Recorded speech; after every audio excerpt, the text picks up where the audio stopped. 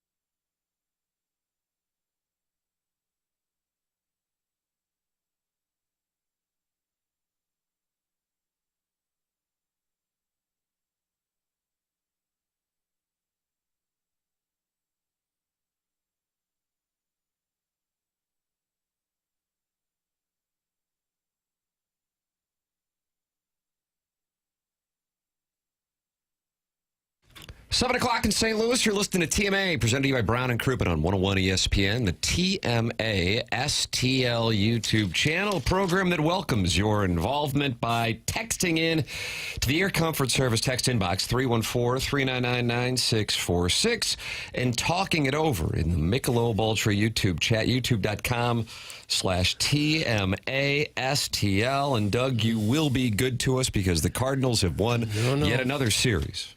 No, I don't care much about the series, and I won't be much good to you because I'm nursing an oblique strain. Oh, my. Ever had one of those?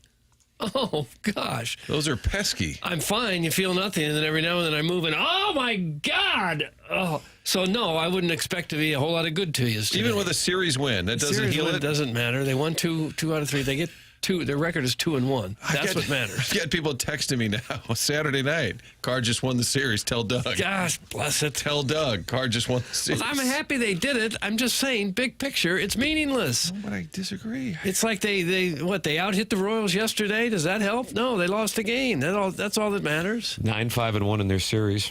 That doesn't matter. Steve Dossier says it does. What does it say, Tim? AKA the real record. That's right. That's the only record that matters. I don't know how you could argue against this. 26-21. That's what matters. Not how many series wins they have. But if you keep winning those series, then that overall record will look even better. Well, if you win every game, your record will look better. True. But we like to compartmentalize a 162-game season. Okay. How about this? Maybe this will lift your spirits. There you go. Beautiful morning, boys. All is right in the world. The Jets were bounced from the playoffs. The Battlehawks are in. And Cottleville is still a human waste dump. It isn't. It's from Buck Showalter's slightly used jockstrap. Oh, gosh. I didn't think we'd go there this early. Not this early. The zip code shaming not on the dossier. The Birdnals are soaring. That's from the 314. How about that? Make that change your mind. It doesn't.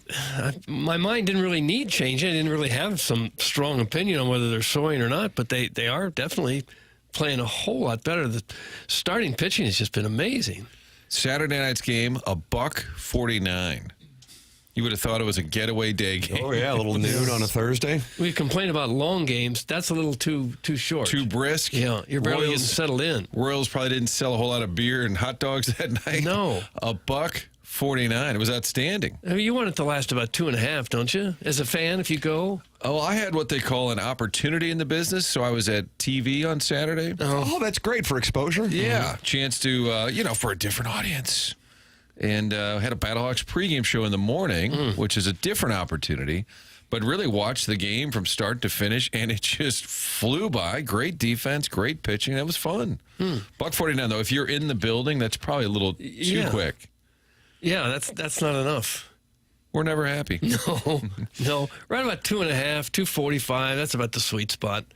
Starts to get long about the 3-hour mark.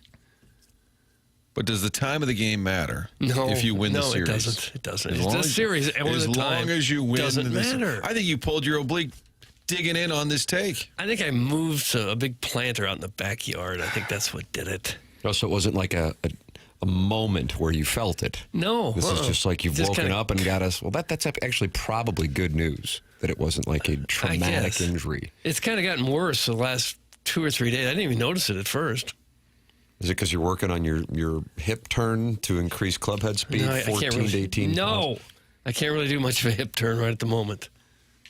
How will that impact your play at the Dotem? Well, hopefully I'll be all right at the Dotem. Gives me a week and a half? Well, you're going to have to work with some people to get right. All right. Jackson hasn't spoken yet, and he's already ruined the show. That's from the Grape Ape Auto Detailing. I really don't like the sentiment, but I love the texter. I'm a Grape Ape Auto Detailing lemming. Doug, was it a sex injury? That's from Man God, Love. was it? I told you what it was. I lifted a heavy pot. You said you back thought porch. it was. I think it was, That's right, Martin. yeah. You caught that. I think that's what it was. I didn't do anything clarity. else that required a lot of heavy lifting. Unlike the Battlehawks game, which was 4 hours. That's from Mr. Bojangles. Oh, my. Was it really? A 4-hour game? Ask Jackson. Maybe not quite 4. Thriller. An absolute 6 lead changes on Saturday. And now, guess what? They're hosting a playoff game, and you're wondering why, Doug. Do you want to know why they're hosting? Because it's the only place that attracts any fans? Oh! No. No. That's the reason St. Louis is hosting the UFL Championship. Oh.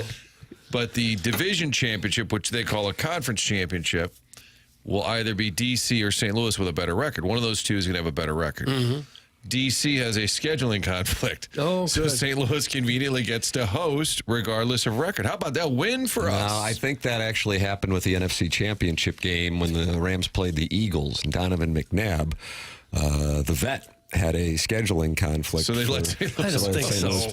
What was the conflict? They need to sweep up the place a little bit, clean it up, spruce it up? Tractor Or pull. was there some event really So if the happening? Cardinals get in with 83 wins as a bottom wild card, they'll get to host because the Padres have a scheduling That'd be conflict. nice. Another tractor pull. Okay.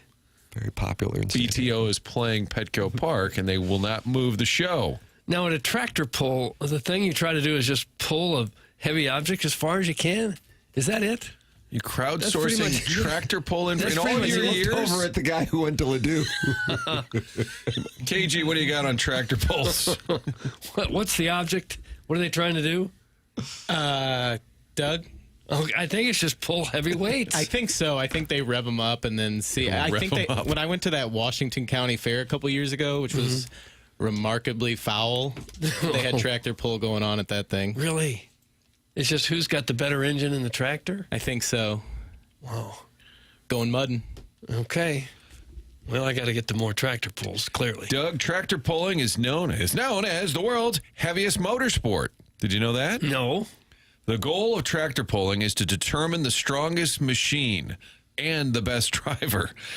Different to every other motorsport in the world, it is not about the speed, but about the distance pulled. Okay. The pulling truck is a minimum of 30 feet wide by 320 feet long. Does that help clear it up? It does. Not really. It doesn't. It still makes me wonder why you would pay money to get a ticket to watch it, but I guess people do. I wouldn't have thought motocross would be as popular as it is, but when they had that motocross at the Dome, a lot of times they sell the place out. Oh, yeah. This show would be much easier to listen to if Doug would shut his damn mouth. It's from the 573. Wow. I got to get this rant off my chest here, then we'll get to some calls. Then we'll get to some calls. Watch your mouth. Watch your mouth, Dan Orlovsky. You're welcome to call in and scold Doug this morning. 314-974-0101. Collier and Thompson, sponsor of the phone lines, and Design Air, sponsor of our email today, the morning after at InsideSTL.com. Doug, down the stretch we come in the month of May. And with the weather expected to be rainy for much of the next 7 days, Memorial Day weekend, Doug, rainy and somehow cold. Oh, how is that possible? Well, we have a high of 61 on Thursday, Lord. a high of 67 on Friday, a high of 67 on Saturday, a high of 71 on Sunday, and a high of 71 on Monday, with rain in the forecast throughout today and tomorrow and Memorial Day weekend. And I wonder if that'll alter Jackson's Memorial Day Lake plans, because you got a cigarette boat. Once we went over to HD1, you took that bonus money. Really? And got a cigarette boat. You talked to Mark Hand at Evergreen Well Strategies. He said, invest in a cigarette boat. Right. Well, I mean, at the interest rate I got, it felt like a crime, nice. not fiscally irresponsible not to purchase one. Design Air is online at designairservice.com. Martin's a client. Doug's a client. I'm a client. They're the sponsor of the email of the day. Big Tank Del Vecchio, that's Jerry. Big Tank Del Vecchio, he says, we're media men, let's act like it. He is just taking the Design Air Heating and Cooling email of the day in the month of May by storm. And the JV golf coach and Buck Swope at the moment don't have an answer for him. They are reeling. So Big Tank is leading as we head into the final 9 emails of the day for the month of May. The morning after at InsideSTL.com, sponsored by Design Air Heating and Cooling, online at designairservice.com. Now, the Cardinals did lose yesterday, which is why Doug is in as bad of a mood as he is. They did have opportunities, but they were not able to convert. Here is Ali Marmol. Had a lot of opportunities and just didn't come through. That's something we've actually done well. And today, I mean, faced some good arms, especially the back end there with their 8th inning and 9th inning guys. So I mean, they did a really nice job. It's tough to score on those guys, but we had opportunities throughout that game and just didn't get the big hit, and that's what it came down to. We've done a nice job of driving in some runs. Today, we didn't, and that's where it lies. Hashtag it. I live now for the sound effect, and I don't care what the soundbite is. I'm just waiting for that little ender. That's Jackson's counteroffensive to Doug's critique of the fade-out / abrupt audio clips. I like it very much. Yes. Put that to bed. The Cardinals win the series in Philadelphia, win the series in Kansas City, and if you're taking a look at the 2 losses, you would point to games that I think you would say they probably should have won both. As kind of weird as that sounds, it sounds like a college football fan / broadcaster hosting a podcast and, trying to spin the team into being undefeated. But the reality is, in both cases, and, just in a coincidence, the Cardinals had the tying run on, and they had Nolan Arenado and Wilson Contreras coming up. They had that in Philadelphia in game 1 of that doubleheader that they lost, and they had that yesterday afternoon after Donovan's 4th hit and Arenado up. And in the same case, he fouled out just like he did to Bryce Harper against Philadelphia. And so the Cardinals were not able to convert. So with that said, as weird as it might sound, I kind of like that, because even in this case, during this hot streak, when they're not winning, they're right there to either tie it or take the lead, as was the case here in these recent losses to Philadelphia and Kansas City.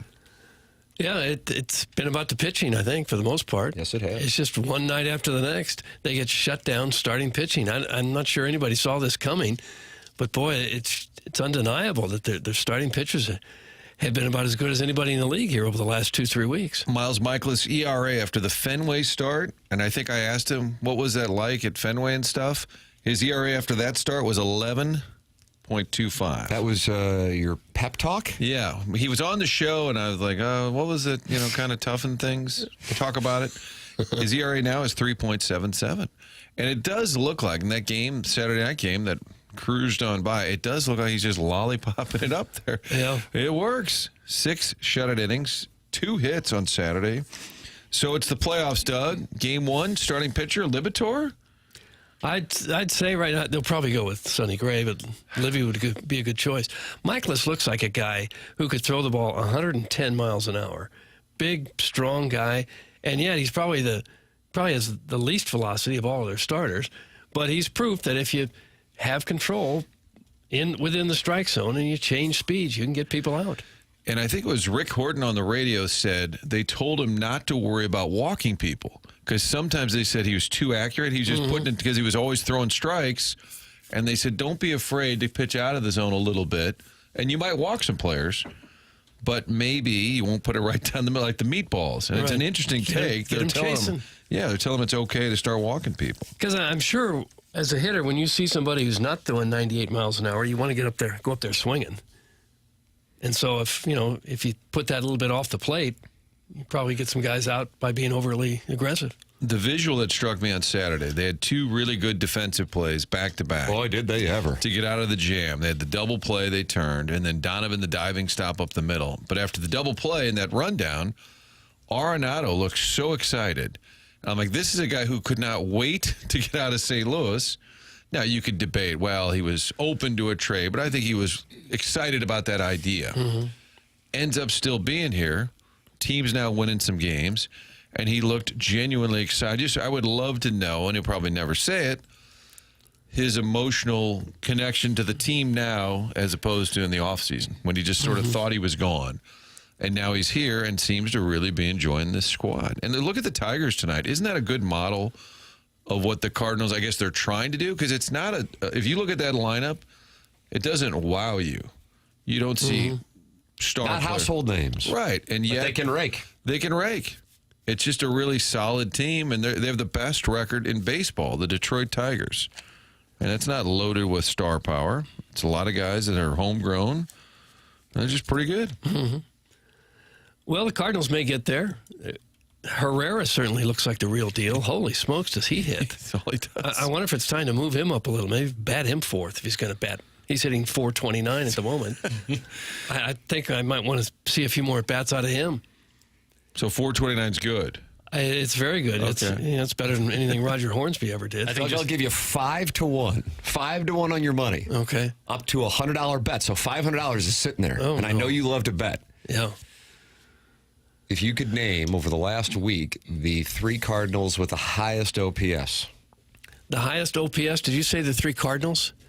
I'd say Herrera, Donovan, and it's already over. It's okay. already over. Son of a. Is Burley in there? Burleson is number 1. The TMA bump, Martin. Yep. Burley got the bat to get it done. Herrera's 2, and of course Pozo is 3. Just keep adding more catchers. I would not have gotten the Pozo play. 6 That catchers felt at good. least. Tried to entice you with 5 to 1. You declined the offer. You think 6 catchers is the number? 4 seems to be working out pretty well. St. Louis catchers. The 3rd lowest is Nolan Arenado, for the record. His OPS is 268, but Burleson's at 1,400, Herrera 1,393, and Pozo. Now this is a small sample size theater, but 1,000.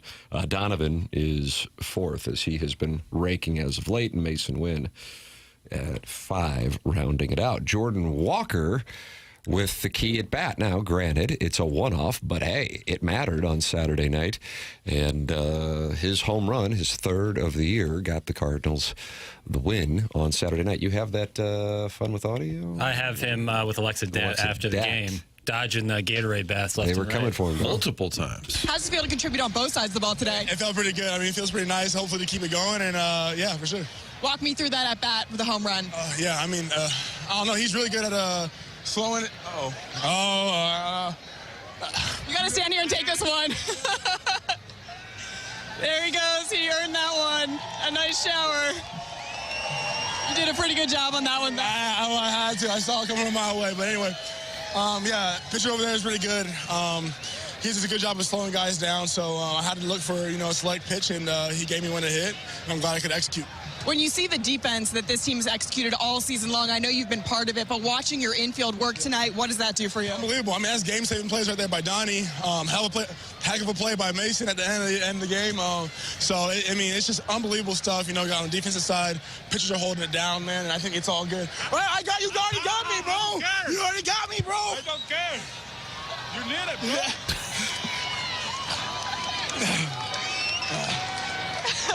This is what big victories do. Yeah, I guess so, if it's worth it, for sure. But yeah, what I was saying, I mean, defense all around, pitching all around, man, and I know we got a good offensive club, so we're a dangerous team and help to keep it going. It's all worth it. That's called ash to agate. It's all worth That's what they used to say. Bats used to be made of ash wood. I don't know why a ball was called an agate, but if somebody's hitting, Mike Shannon said it a few times. Ash to agate. Norland Gorman does not have his eye back. Stop playing that stupid song. That's from the Gray Summit Gray Goose Guzzler. Nolan Gorman got his eye back. We're trying to will it. We're trying to make it happen. Youngry Birds has happened, Doug. The Cardinals sent out, did you see that by chance? On the Cardinal social media? Youngry Birds. Did they really? They did. Oh, man. Yeah. It's all happening. And our beak is bone dry here. So you say the Cardinals should... I'm not saying anything. I'm just observation. VS2's got the gear, right? That's right. It's got younger gear out there on the market. Bone dry beak. Bone dry beak. Jackson. You'd like to wet your beak a little. I'm not beak. saying anything. Just observations. Okay. Bone dry beak. Who wants that text inbox name? You can get it starting on June 1st. As Jackson will update the text names. You can text into the program 314-399-9646. We need longer sound bites. That's the total pack. Before they complain about anything. I like that. Knock it off or we will shut down this text inbox, so help me. I like that Walker clip. It's a great visual. The bucket dumping that they like to do can lead to bad sound bites, but Sure. it's kind of it's visually entertaining. And that Contreras lives for that. Oh, yeah. I enjoyed it. Good for Walker. He needed a moment. Yeah. Big swing for him on Saturday. He needed that, even if it's just one moment. I think when you're slumping like he is, he knows all the pressure that's out there on him. Great to see that moment. I do have an Ollie. I need Ollie.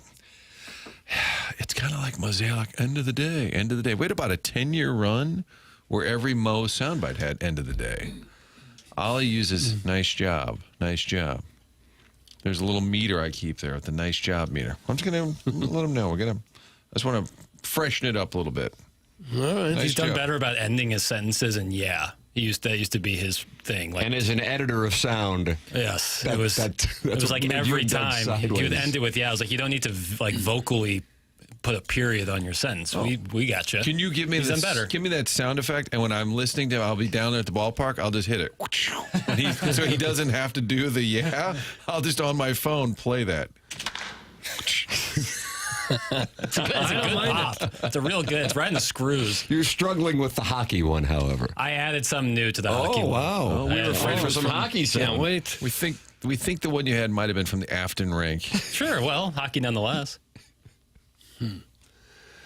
Well, if Walker continues to hit, Ollie's going to have a tough decision to make with the lineup every night because they couldn't get him in the game at all yesterday after he hit the game-winning home run the night before. Because they got Burleson swinging the bat well. You need Scott running around in center field. Right, Reed Bar's that's hitting the not ball the well.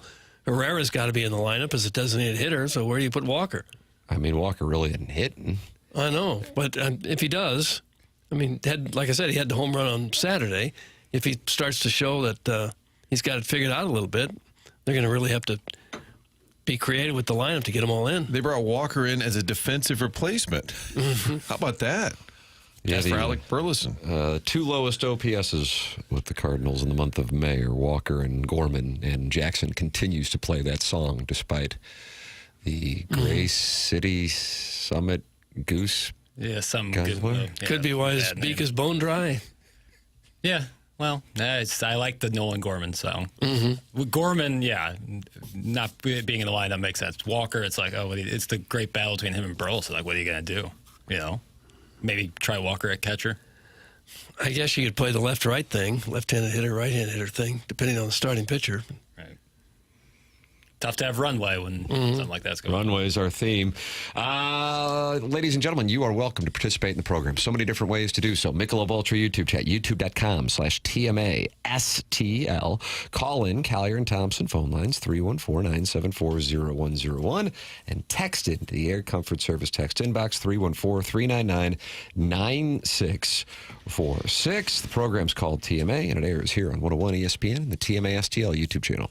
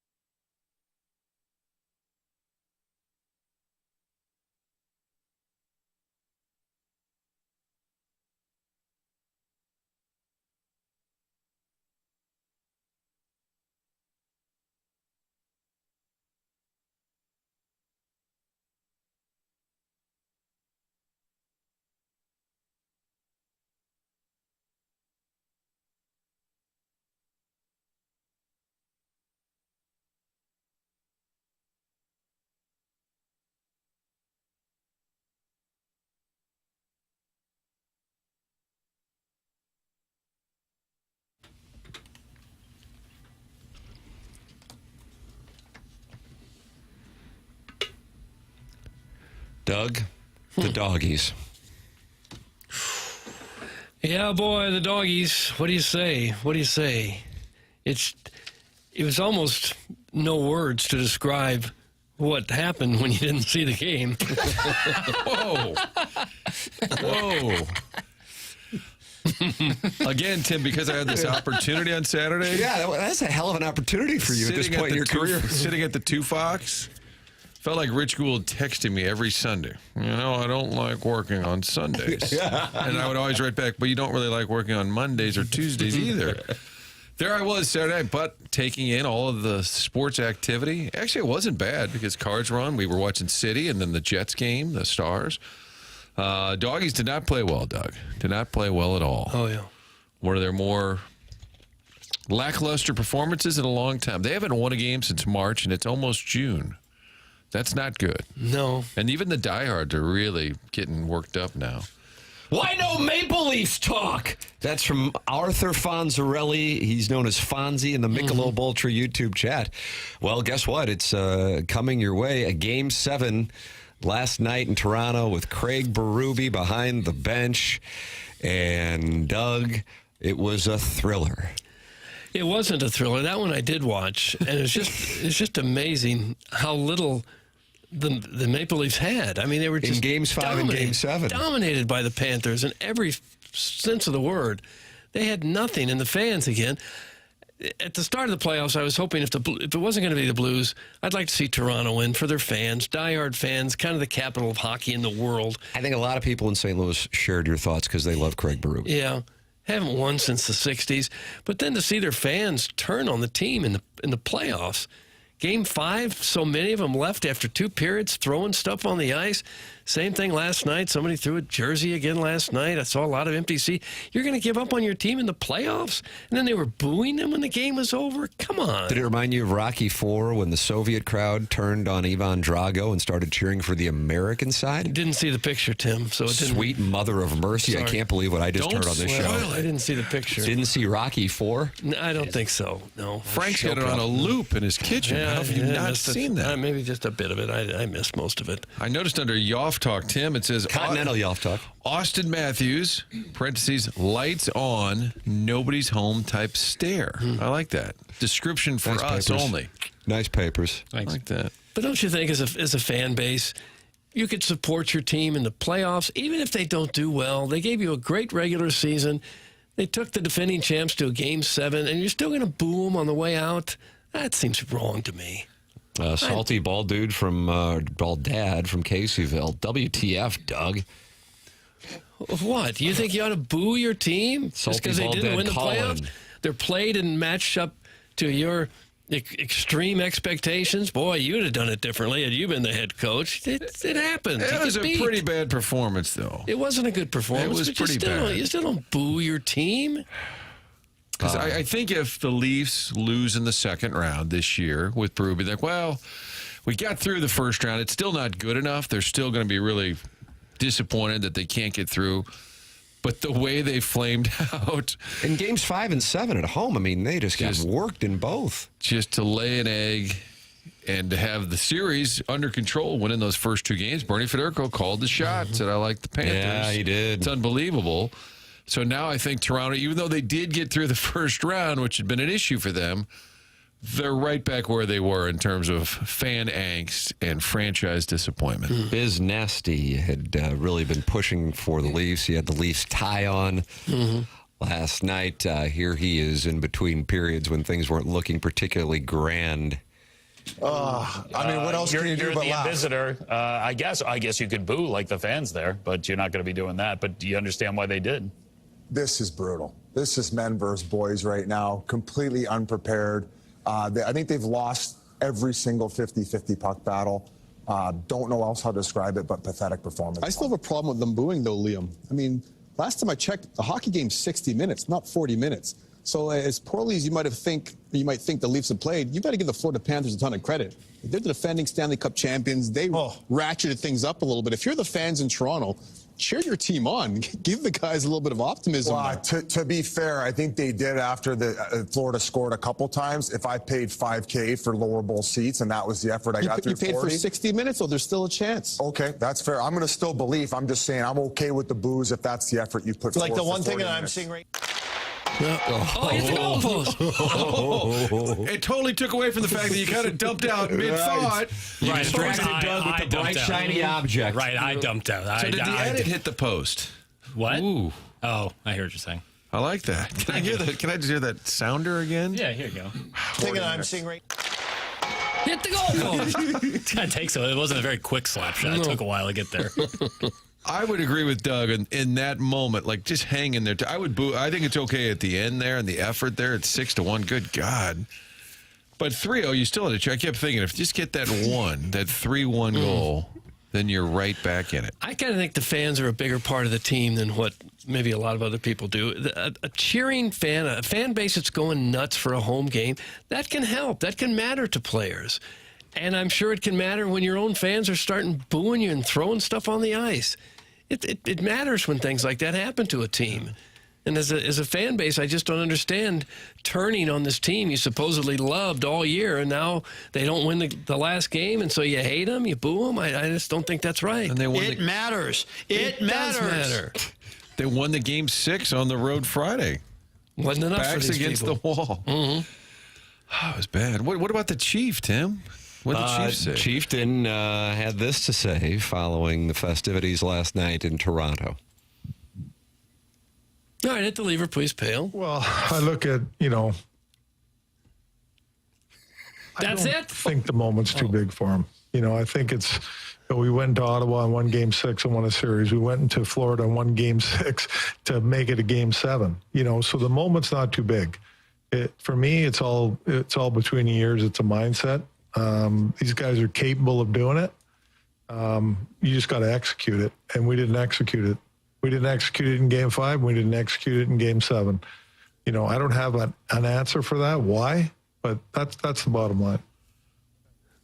I was waiting for the goalpost. Wow. I think that's a more recent. I pulled that right before the program, so I apologize. Okay. All right, it's okay. No apology. Is that apology accepted? Okay, I'll let it go this time. I don't necessarily need confirmation.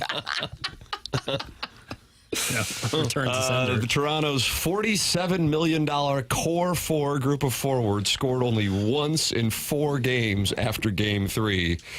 That was Austin Matthews down in Sunrise, following a pattern late in series that's persisted for years where they get tighter and less effective the more that is on the line. How about that little statistic? Fun facts for no and tell. The core 4. Mitch Marner was going through it on the bench last night. Right. Well, I just think you ought to stick with your team all the way through the thick and thin. The Blues are going to be my team forever.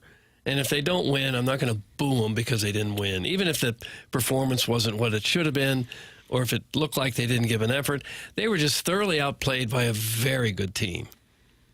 They also lost their starting goalie. Wool was pretty good, but they didn't have Stolarz. I think forget how you pronounce the name.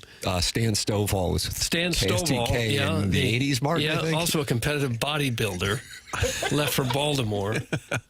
Because that's not who I was talking about. Because they have a better bodybuilding scene in Baltimore. No, we got off track. They lost their number one goalie to injury. That's how I'm going to counter crowdsourcing from now on.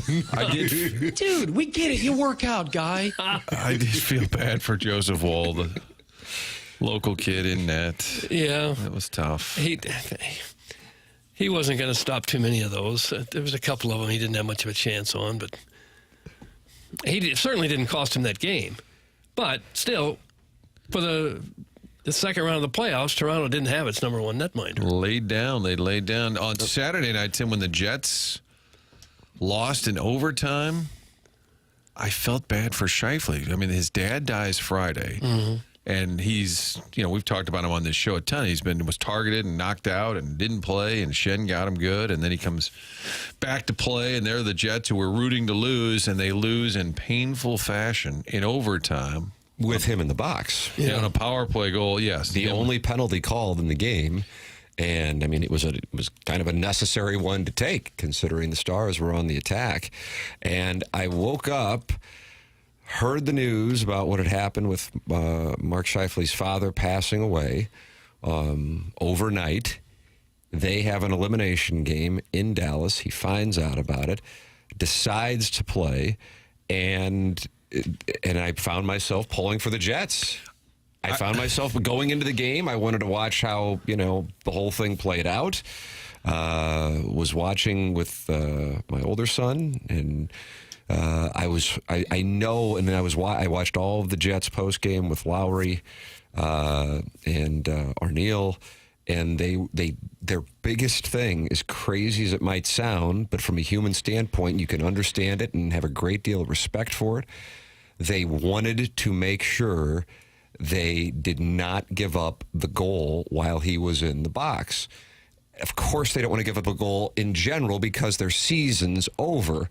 But in particular, and I think the fact that they were cognizant of that, it's a hockey culture thing. It's across the board. The Dallas Stars fans went out of their way to raise a bunch of money for the charities that Scheifele's involved with in Winnipeg, made $55 donations, his number on his sweater being 55. I thought that was a great thing from the Dallas fans to do. And so it's an amazing thing. That's what got me to a point where I could actually watch that series, which being now 15 days since the debacle in Winnipeg, I was sitting there pulling for the Jets. As crazy as it might sound, but I would imagine plenty of people can understand. That's and Scheifele's the one who gets the goal. The fact that he played, then he scores the first goal of the game. I wasn't pulling for him. I couldn't go there, but I felt bad for him. And then the Scheifele-Hellebuck hug at the end of the game, a lengthy hug between those two. Yeah. It was hard to watch that and not be emotional, knowing just the personal side of it. A guy plays a hockey game the day after finding out, and his dad had not been sick or anything, so it was a sudden death, which I guess you could always argue, well, death is always sudden, but there was nothing leading up to it. Guy plays the game, and then they lose. Their season ends in overtime, and that's the nature of sports, where they did it to the Blues in unbelievably heartbreaking fashion. And then their season ends in overtime in a Game 6. I was right there with you. My wife was like, F him, but I couldn't help but pull for him. It was gut-wrenching. That's from Fuelsy. Yeah. I think some people felt that way. He must have been numb just that whole day, just kind of in a fog. And in the middle of it all, he's got to play this game with the season on the line. And yet he did. He played very hard and played well. Played very well. So Canada now is down to Edmonton. Their chance to end the streak, Doug. You put a tariff on that franchise, the Oilers, I believe, but they could still win a cup. Yeah. That's the last Canadian team. Mm-hmm. Dallas, Edmonton, Carolina, Florida, just as we broke down when the playoffs began. Jackson, didn't you have that Final Four? Of course. Spread zone? Yep. Okay. Well, after watching the Panthers play, I don't know who's going to beat them.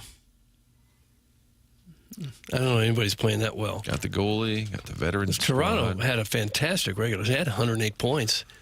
Won their division this year. They've lost their last 7 Game 7s. Why are we still talking about hockey? Oh, it's from Big Tuft. Why are we talking about Toronto? Canada sucks. Hot takes.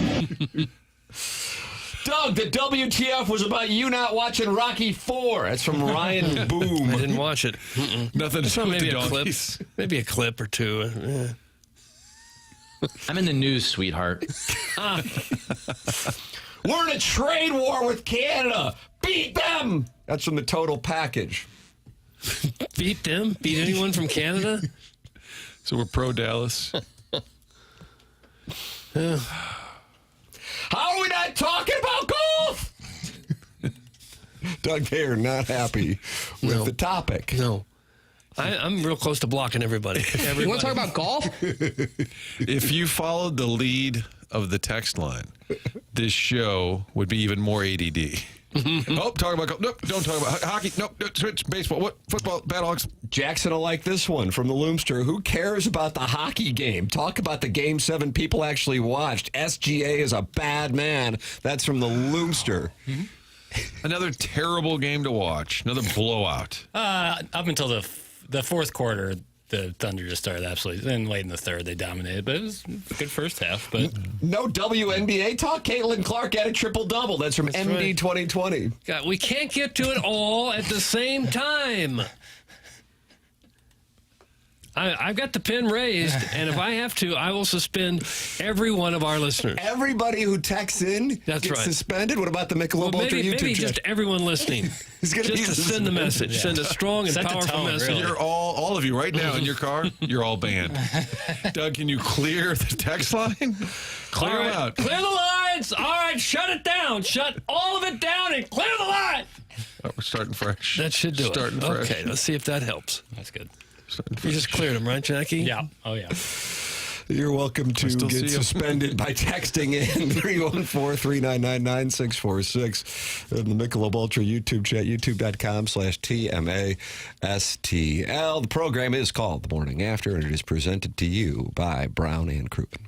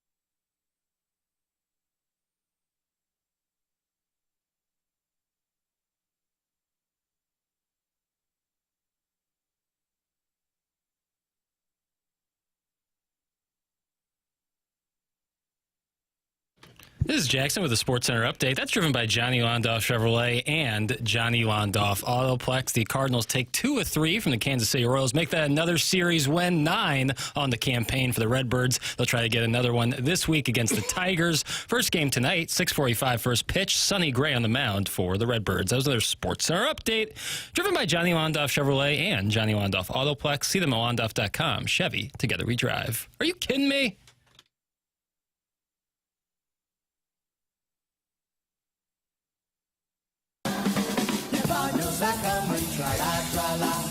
Well, this is timely.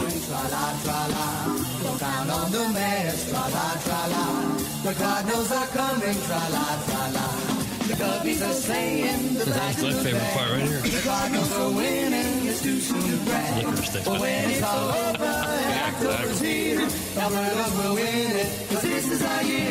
Look out, because we're swinging our clubs. Beware you mess, don't make any bets. We're drinking a beer, cause this is the year. The Cardinals are coming. Tra-la-la-la-la-la. Jazz flute. Is this Ron Burgundy? Well, the Tigers will be in town tonight.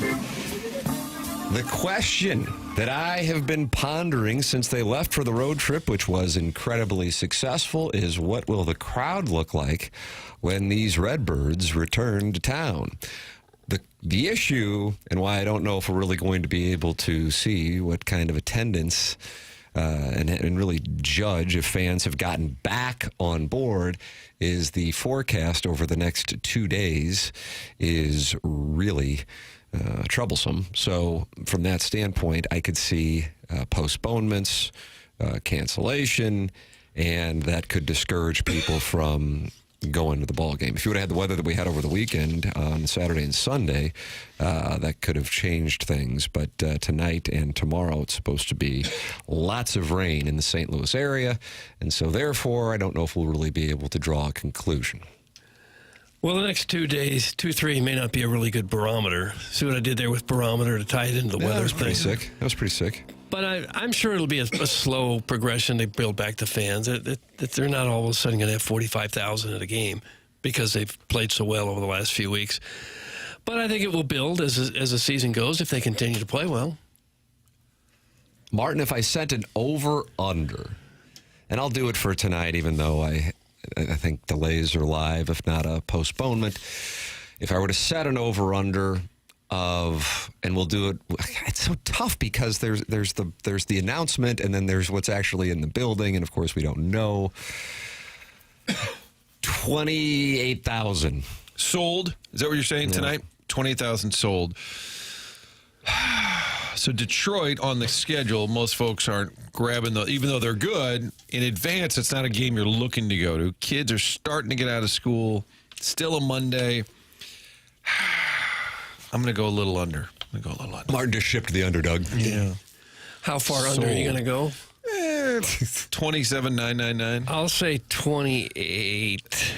Oh, so you're calling for a push. You're betting on 0 and double 0. I think maybe they'll surprise us tonight. Did you call the exact same number as Tim? That's rare in this game. Oh, did you say 28,000? I'll say 28,001. Oh, you're taking me over then. So, Tim, you have a very small window this bet to lock this in. That's going to be a tough win for you unless it's exactly. Maybe they round up the attendance.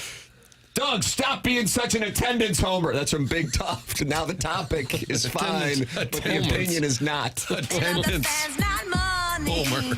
Well, I don't think the attendance is going to go down because they're playing so well and because school's now out and the weather should be better. Is school out? Well, for most people it is. Is it really?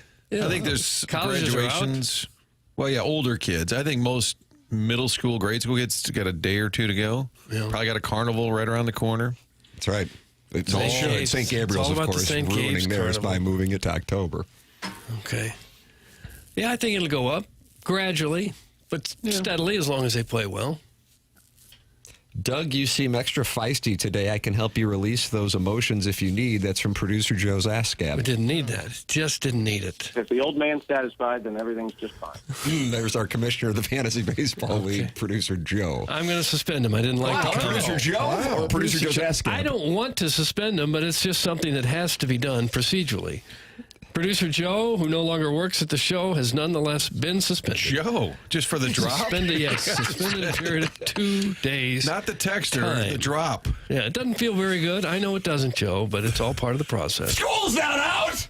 That was set for some with an exclamation point. I've got 3 or 4 college kids on my street that are out now. They're done. They're finished for the year. There's some that are out, I would say. I think Lindbergh, I believe, has this week to go. Home of the Flyers. Yeah. I think this is it. Parkway still goes next week. That's from the 314. Okay. I don't know if there's something we can say that won't be attacked. I'm telling you, the colleges are done. I've seen graduation here we pictures. go. All the parents are texting where their kids go to school and that they still have school. I don't think they're necessarily looking for a lot of 5th graders to finally come down to Busch Stadium, but college kids, yeah. Doug, did you ever hear the drop when Lindbergh's band played the Rose Bowl parade and Will Ferrell did the broadcast? They had like an alternate broadcast of the Rose Bowl parade, and the Lindbergh band is going by, and Will Ferrell starts reading prominent alumni of Lindbergh, and he goes, "Oh, Glenn Zimmerman, Fox 2 weatherman," and he does a whole bit and said, "So sorry to hear about his death." And he does a whole thing about Glenn Zimmerman just freewheeling. And then in the end, he goes, "Sorry to hear he's dead." If we could find it. Doug, I don't know if you have your phone at the ready, but we just received a new group text from producer Joe and me. You are included, and it's just a middle finger emoji. And it sounds like producer Joe is listening to the program, and he is not happy with the suspension. Well, you know what we do with that? We put a tariff on the middle finger. The middle finger has just received a 20% tariff. That won't feel good. Economically, I mean. We'll feel it. We'll all feel the pinch. We cleared it up. Doug is a sissy. Get it together, Doug. School goes till the end of the month. Stick to talking about Cardinals series wins. That's in the 636. Let's go to the end of the month. Tim Rockwood's still going. Yes, that's from the 636. But Lutheran South and is out. And also Mass for the Custodial Arts. Lutheran South is out. We're getting updates school by school now. I think in the Air Comfort Service. Feels like a Bob Hamilton vehicle. Text inbox 314-399-9646. That is how you can text into the program. And we, of course, welcome people calling in. This gentleman is omnipresent, Doug. He won the January Listener of the Month. He's on the Callier and Thompson phone lines. He said the Cardinals would win 90 to 95 games. I think he's the only person in the state of Missouri and, of course, the bi-state region who said that. His name is Pestis, and he's from Festus. Good morning, Pestis. Good morning, gentlemen. How you doing? Oh, we're doing fine. Okay, Doug, get over it. Get over what? Just deal with it. Deal with what? Deal with it. Victories are victories no matter what. That's right. Victories are victories no matter what? Is that what you said? That's what I said. Okay, well, yeah, well, I wouldn't argue that. How can I argue that? What? Why would I argue that? Okay, you don't, but you're in a ticked-off mood no matter what. I'm not. It's because of the oblique. Okay. It's the sprained oblique. Okay. That's what you get for chasing grasshoppers. Chasing grasshoppers. Okay. Okay, gentlemen, here's the thing. All right. Tonight's attendance, you have to look at the bigger aspect of the situation. The city is in a mess. And a lot of people are hurting. I don't know how many people are going to feel like going to a ball game when they have to try to figure out where they're going to live. Well, that's true. It's a good point. It's a good point. A lot of people hurting today. Yes, they are. Thank God, I hope nobody up there is hurting and that everybody was safe up there. But tonight we got more bad weather coming. Just look out for your elderly people and try to get them through that. Yeah. And as far as the Cardinals, they're on a rip-roaring stage to take a lot. Whether they're behind 2 games now because of the stinking Cubs. But here's the thing you got to remember. Cubs acronym. Cubs, consider useless by September. Oh, sick. Gosh. Sick moment in show history. All right. Very nice. Very nice analysis. All right. Pestis, I'm sorry. Pestis, I apologize. We haven't been able to get to you in recent weeks. I know you've been on hold, but I apologize. It's Jackson's fault. No, I'm not going to blame it on Jackson. Okay. Well, I did. Okay. I'll blame it on the little piddle. Oh, the little piddle. Watch your language. Okay. Oh, but Jackson's okay. Yeah, he is. Hey, Jackson, I have a question for you. Jackson, you taking questions? Sure. Okay. What do your parents do for a living? Boy, this sounds like parties in the park. Yeah, jeez. My father is a retired educator, and my mother is a journalist. Okay. I was just curious.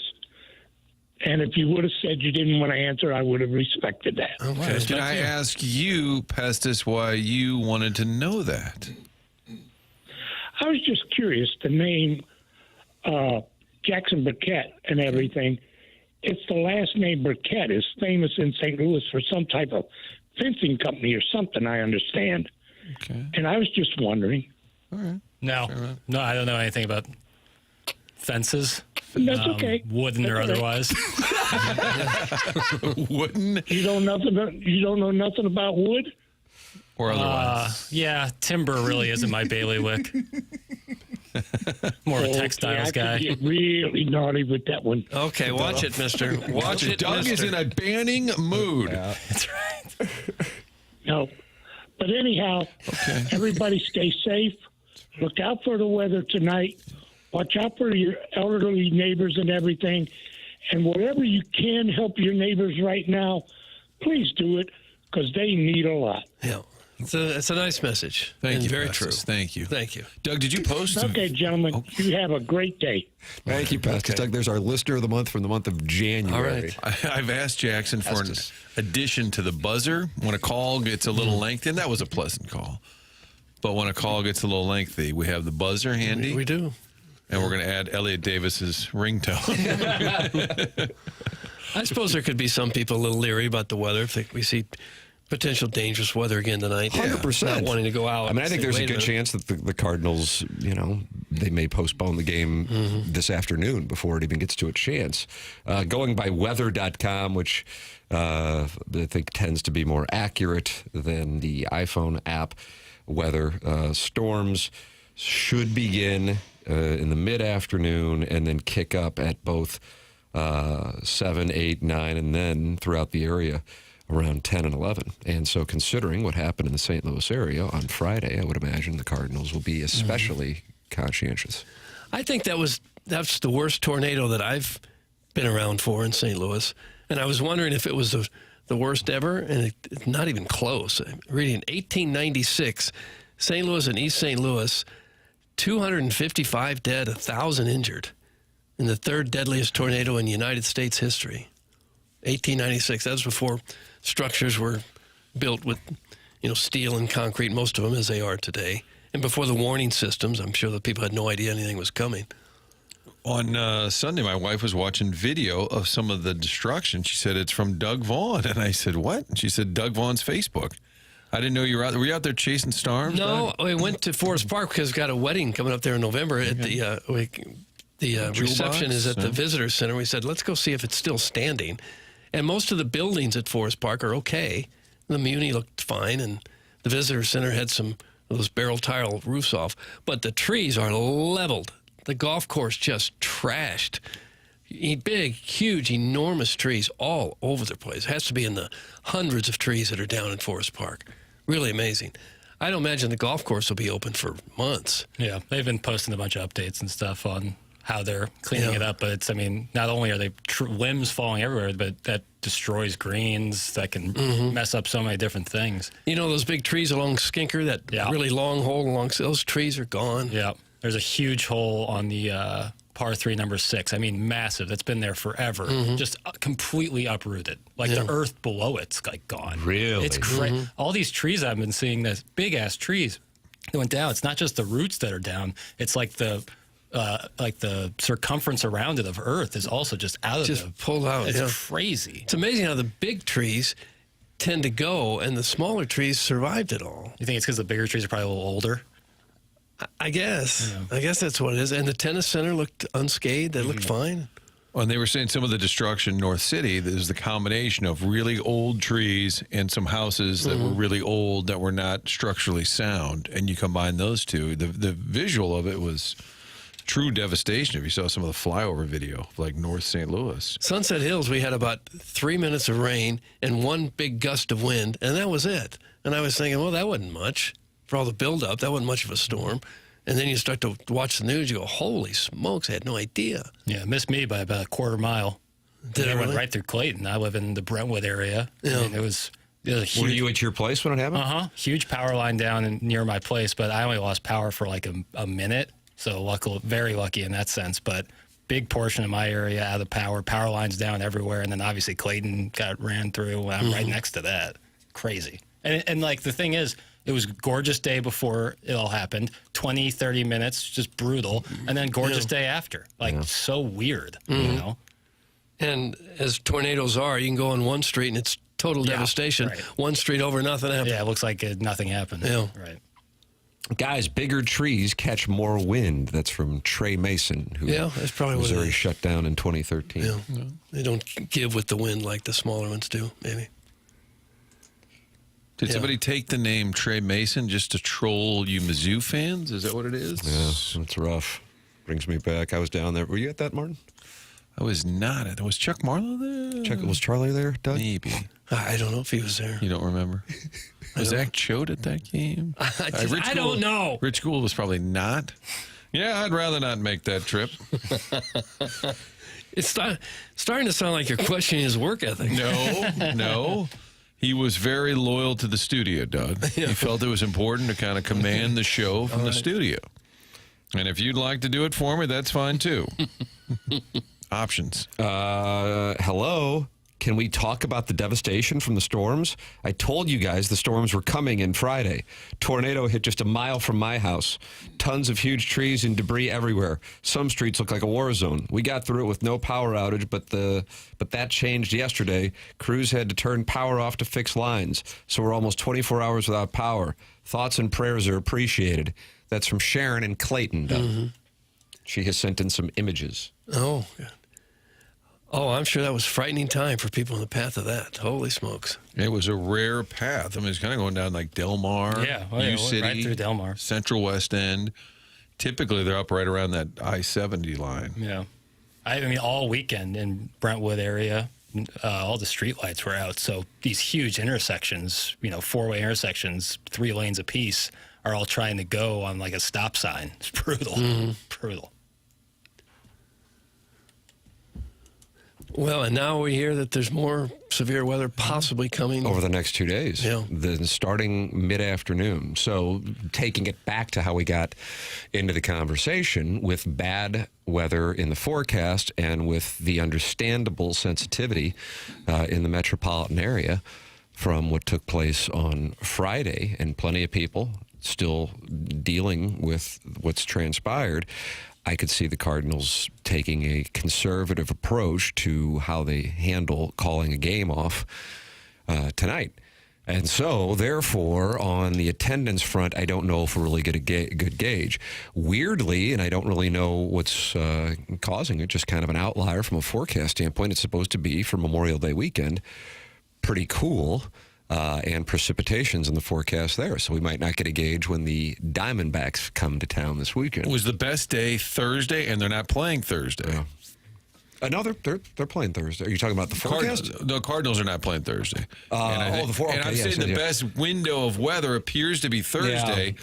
And yet they're not playing Thursday. I don't know what the Tigers' schedule is, and I will crowdsource it if I can to see if they would stick around. Did you say what is the Tigers' schedule? They play at home against Cleveland.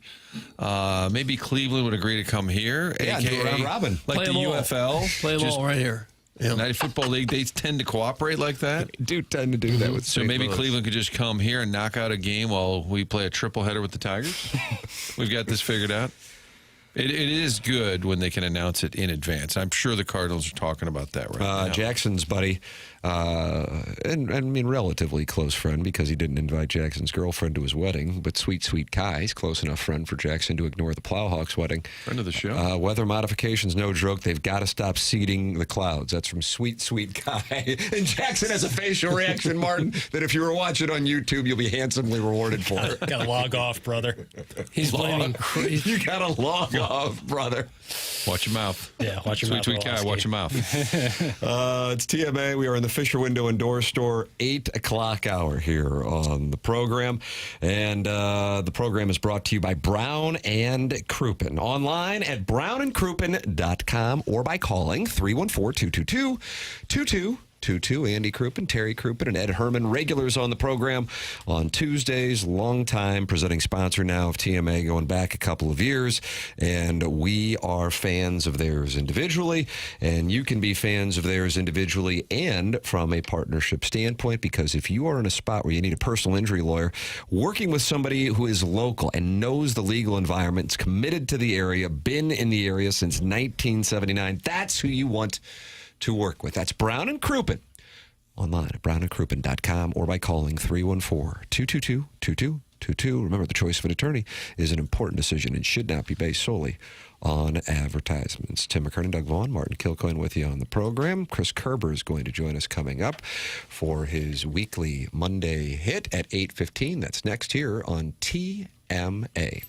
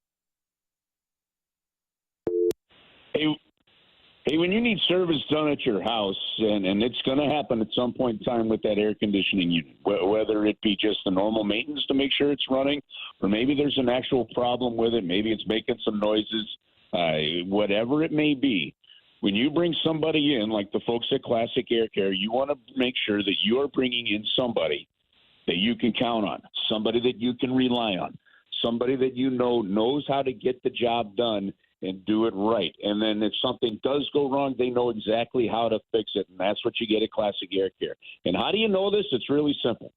One, they take care of my house, so I'm telling you how good they are, right? And you can trust me on that one. And then number two, go check out their Google rating. They've got a 4.8 Google rating right at the top of the website at classicaircare.com. Right? Thousands of reviews are on there, and you can read what people are experiencing. Why is that important? Well, when you call them, when you need them, you can then count on that kind of service. It is a large enough sample size, as we like to talk sample sizes in sports. It's a large enough sample size to know the consistency and to know the great service you're going to get. That means you're comfortable with who's coming in, you know the service is going to be done well, and you know things are going to get fixed. That is what you get with Classic Air Care. It's just that simple. So if the air conditioner at your house is not performing well, if you haven't had it maintained, if something has gone wrong, maybe you need a whole unit, you can get a quote online, number one. Number two, they'll come out to the house, make sure everything is done right. Number three, you know that you can count on quality service, and that's what matters most. Go check out the Google reviews at classicaircare.com. They've been making people comfortable since 1926.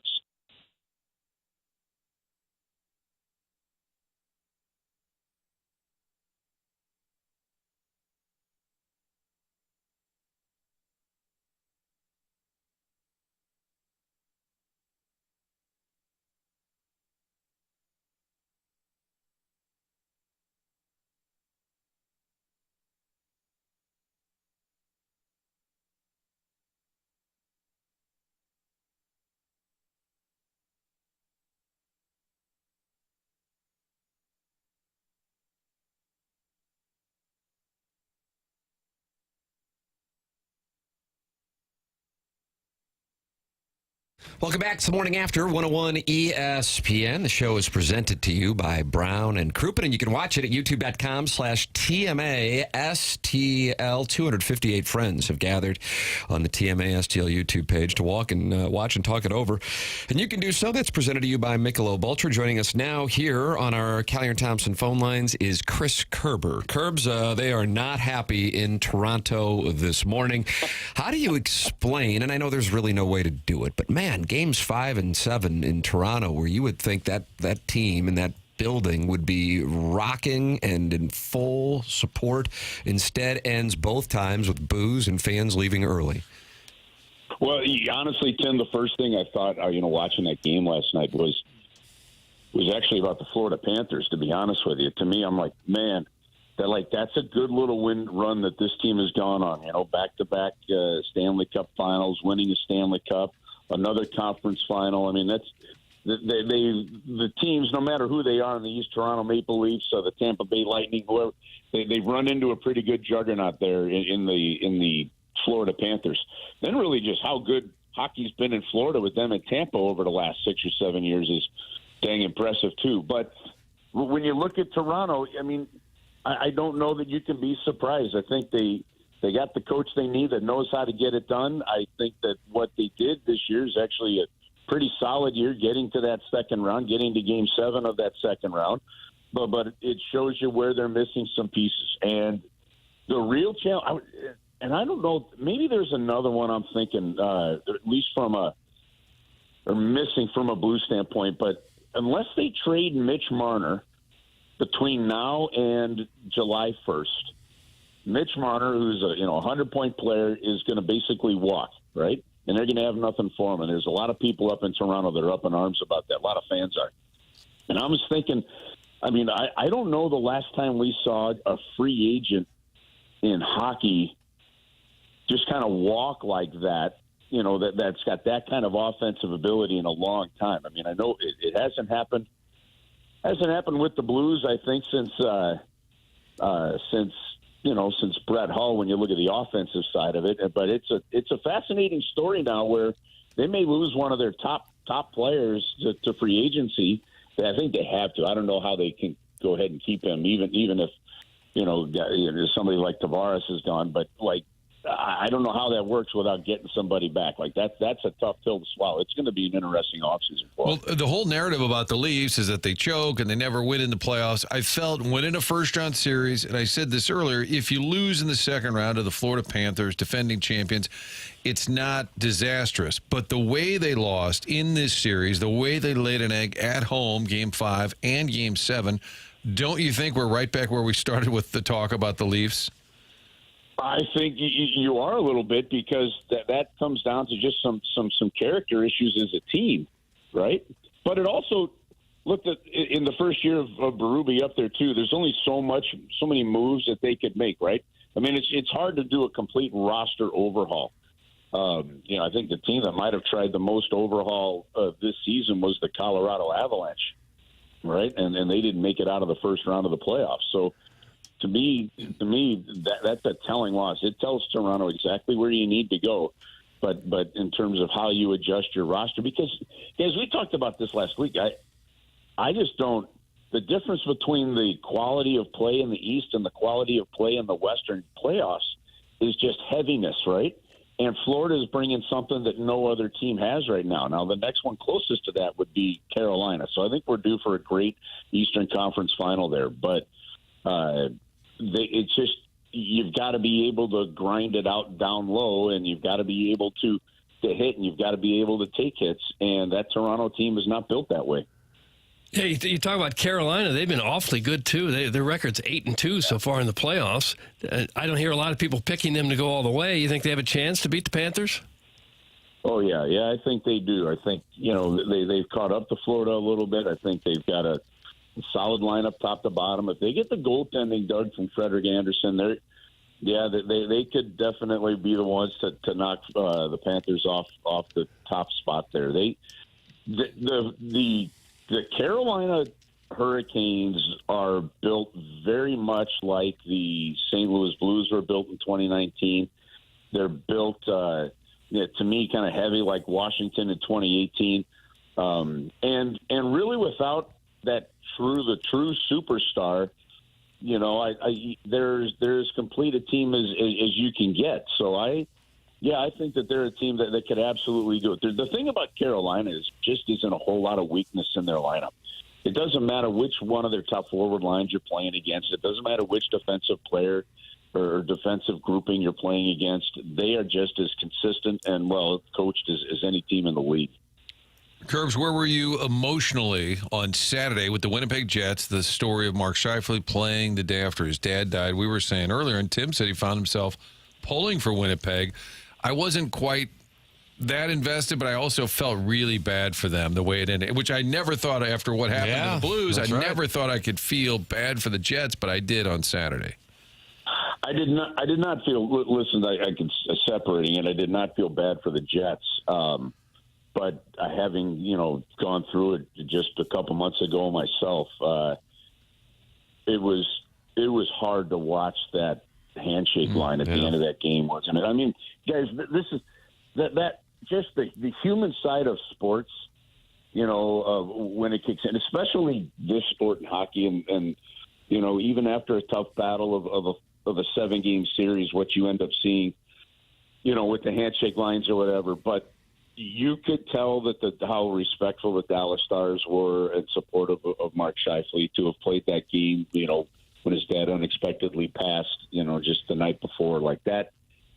Then you park the sports, don't you? And the human side just kicked in, and what an absolute powerful moment that is. That's not one I'm going to forget for a long, long time watching that handshake line. Yeah. You see the referee in the Maple Leaf game last night, Chris Rooney, took a stick to the eye. That looked bad too. I wonder if they'll ever put a little more equipment on the officials. The funny. Well, no, I shouldn't put it that way. The interesting thing about. So first off, Chris Rooney is one of the best referees in the league. So you hope he's okay, and you hope he's able to go and be good there.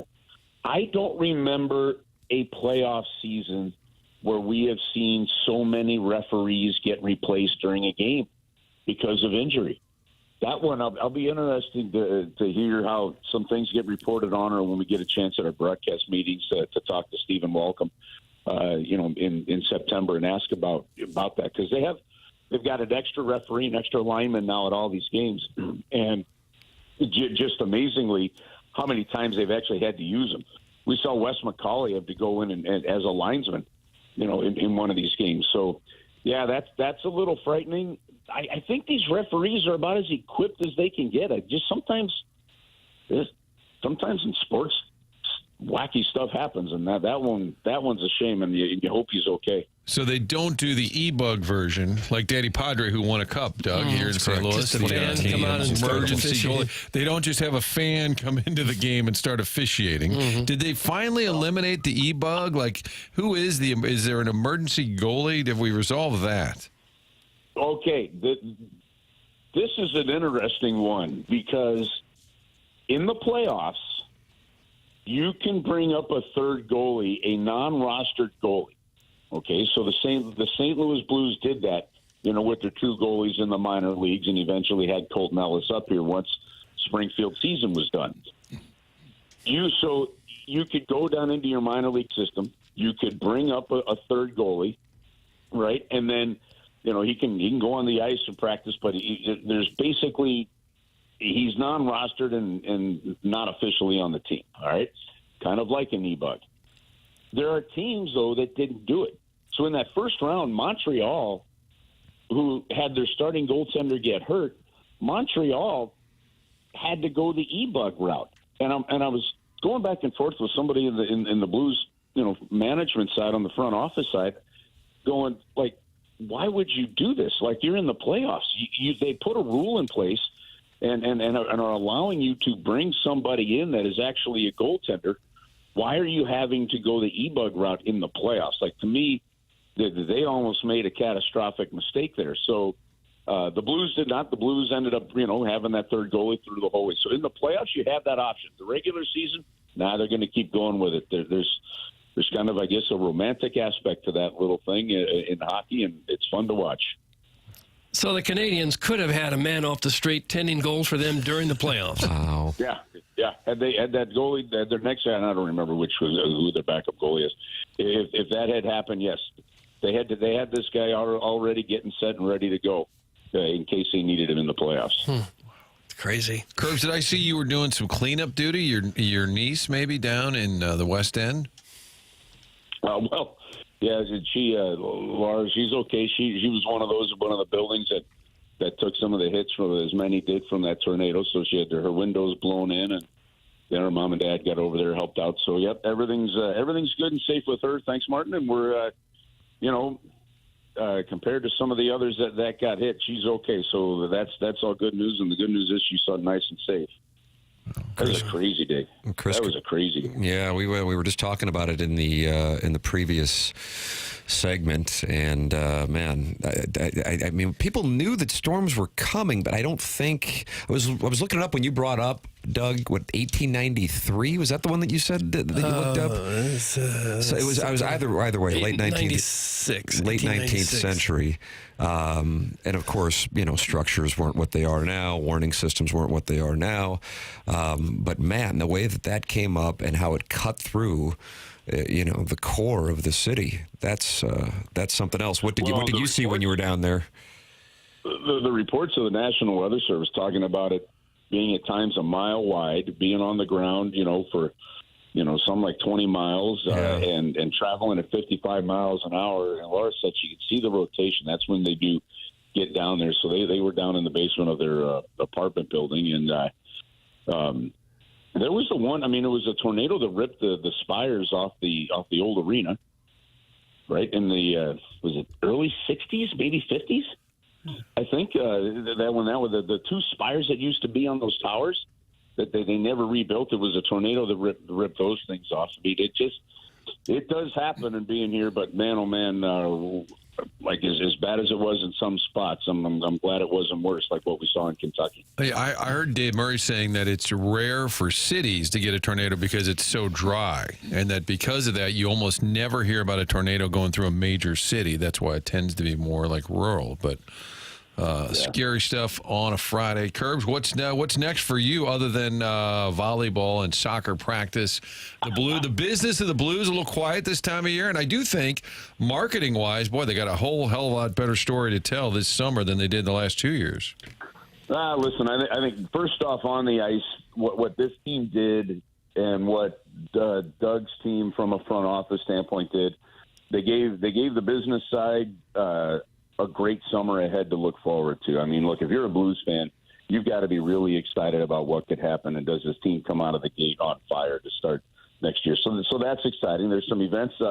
They've got that very popular team sale coming up, so fans can get the information for that on the website at stlouisblues.com. That'll get open to the public, and so there's plenty of team stuff going on from that standpoint. Where still work. You got to renew your radio network, things like that. As we've got all those affiliates around Missouri and Southern Illinois, which is good. So we got some work to do, and then Gabby graduated on Saturday, which was awesome. A great ceremony for Parkway West, and we've got districts starts today for the soccer team. So we've got a soccer game tonight, Martin, and so that one will be fun. And then honestly, this is when I become, also a sports fan. Like, I'm fascinated to see some of these rumors on what's going to happen with City here, because they just continue to be just dreadful, in what's going on down there, and that's just hard to imagine. That's clearly an organization that's a little bit lost in terms of the original direction they were coming out of when they first started. So for 2 years later, they're a boat adrift right now. So I'm fascinated to see if something happens early this week on that one. And then I'm loving watching what the baseball team is doing. So you guys know I'm as big a Cardinal fan as anybody. So this is we'll look forward to getting down to the ballpark and having some fun and who knows, more sports. I like it. Huh. When do you get your month-and-a-half vacation to the Caribbean? Oh, wow. Man, I don't know. 3 kids, that Caribbean's going to have to wait till another couple get through college, I think. No. We'll hold that one. Yeah, but you know what? I'll just get a couple of bags of sand from Lowe's or something like that, put it in the backyard. Play a little Zach Brown band and just pretend I'm somewhere. Yeah, that works. Cheaper, too. There's your beach. there's your beach. Well, he's got his butt in the sand somewhere. His backyard in Manchester. That works. Chris Kerber with us here on TMA 101 ESPN. Kerb's always appreciated. Thanks so much for the time, man. All right, guys. Have an awesome week. We'll talk to you next week. Thank you. You too. That's Chris Kerber with us here on the Callier and Thompson phone lines. And Doug, you know all about Callier and Thompson. I do. And you should know about them, too, if you're looking to do something to your house, maybe spruce it up a little bit. Sure does help. Increases the value of your home. And it just makes you feel better to live in a house that's really sharp. It's had some major renovations done. Callier & Thompson is the place for you. If you're looking to redo the kitchen or a master bathroom, or you're looking to finish the basement, whatever you want to do with your house, Callier & Thompson is the place to go in St. Louis. One of the most important things is this is a company you can trust. You can trust them to be in your home. You know they're going to back up their work. Callier & Thompson stands behind every job they do during the process. They are always available for you. The Callier & Thompson team cares about the work they produce. For them, it's more than just a job. They take pride in the work that they've been doing since the 1950s. Callier & Thompson's core values are summed up by simply doing the right thing. May cost them a little extra time and dollars, but that's what sets them apart from the competition. They're not going to be done with your job until it's done right and done to your satisfaction. Bob Strati and Carolyn Beard have been the owners there for more than 20 years now. They got a great team of designers and contractors that can make any job they do look like an absolute showplace. They just do fantastic work at Callier & Thompson. More than 165 years of combined experience among the people that will work on your home. They have a very deep showroom, more than 10,000 square feet. They're on Manchester and Baldwin. Get some great ideas there. Find a designer to work with, and then let them go to work, and you'll be so happy with the work that they do. Callier & Thompson is on Manchester and Baldwin, right next to Uncle Bill's Pancake House. Come home to quality online at CallierandThompson.com. There it is. Callier & Thompson phone lines. You're welcome to call in at 314-974-0101. You can email it for our design, air, heating, and cooling email today, the morning after at InsideSTL.com. That comes your way at 10:45. Brad Thompson at 9:30 on the Stiefel Dossier. This is TMA, presented to you by Brown & Crouppen on 101 ESPN, the TMA STL YouTube channel.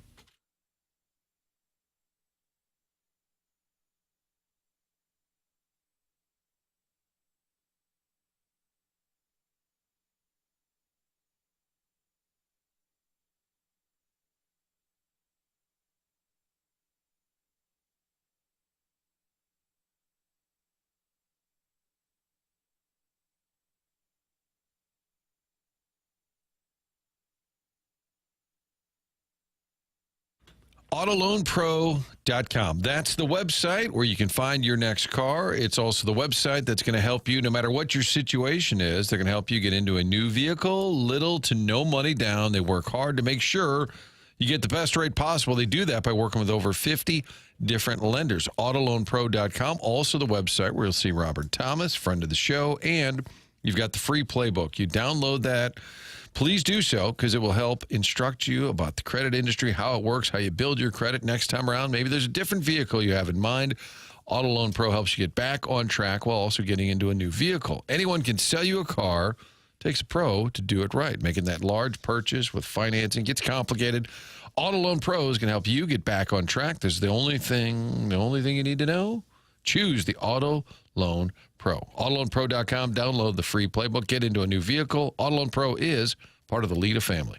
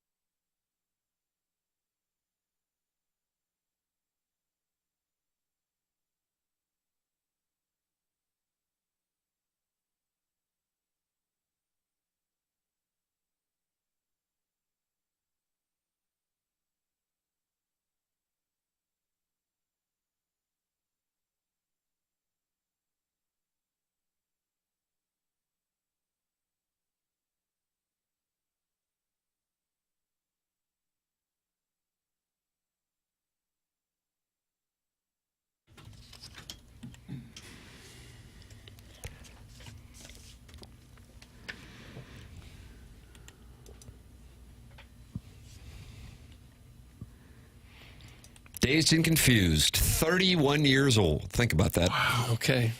Do I need some time away to think about it?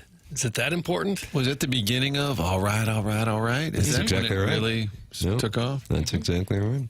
It's TMA. The show's presented by Brown and Crouppen, 101 ESPN. And you can watch the show at youtube.com/TMASTL. Looks like Fonzie, Henry Winkler, really active in there today. Every time I look up, Arthur Fonzie's in there talking. Right now he's talking to Bach Hogg. You want to go in there and talk to Bach Hogg and Fonzie, Doug? Bach Hogg? Yeah.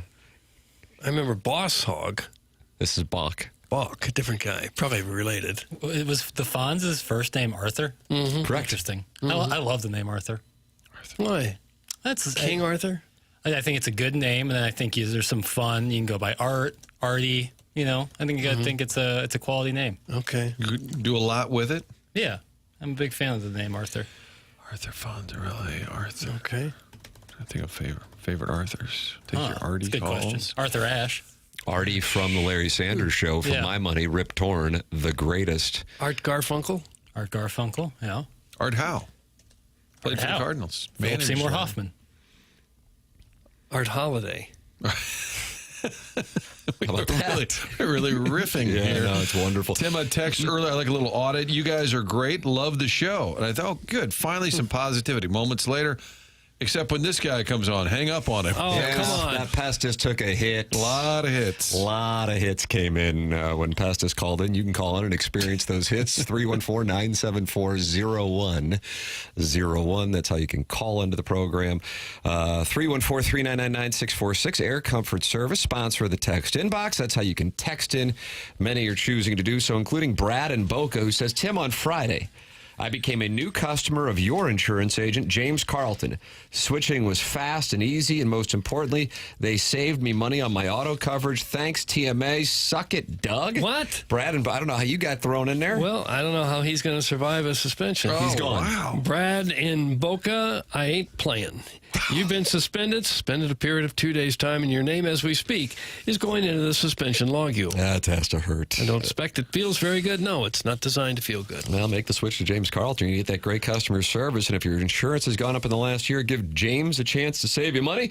And if you have kids under 25 on your insurance policy, that is where James has saved a lot of TMA listeners money. The number, you can call right now, and you're going to talk to somebody in the office in Webster Groves. 314-961-4800. I made the switch 6 years ago and have been a very happy client since. You also can go online at carltoninsurance.net. James has a huge staff. He does that to give you the best customer service. Plus, they're always looking for ways to proactively save you money. You don't call and go, I think I'm going to cancel. And they go, hold on a second. Would you stay around if we did this? No. That is not what James Carlton does. 314-961-4800 or go online at carltoninsurance.net. Hey, guys, what's a worse position to have? Doug predicting sellouts for the Cardinals the rest of the season because they're, quote, kind of better than predicted, or Jackson being afraid of little puppy dogs and snakes and mice? Geez, that's from Big Tuft. Did I ever predict them selling out every game the rest of the season? Big Tuft, you're going to have to call in. I'm pretty scared of those animals, honestly. So you say that your position is worse because Doug's was made up? Well, Doug went one spectator more than Tim, and he is the homer of all homers. Yeah. I am afraid of mice and snakes. Dog's not really afraid, just not really fond. So that's my stance. Okay.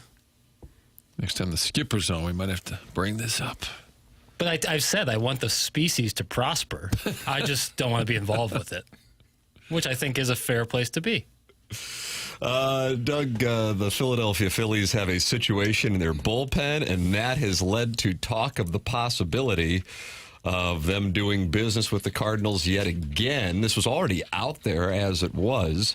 And by out there, this isn't like the Cardinals and Phillies and reports of talks, but Jim Bowden of The Athletic writing that it would make sense for the Phillies and the Cardinals to do business on Helsley. Now Jose Alvarado has been suspended 80 games. He's the left-handed reliever.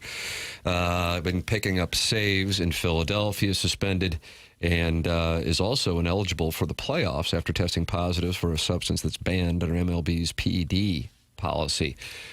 So if the Cardinals were to get approached by the Phillies about Helsley? What would you say? I'd say okay for a package that would include Bryce Harper, Trey Turner, and Kyle Schwarber. Nice. Those like for one day. Payroll reduction. We'll throw in a couple of players to be named later.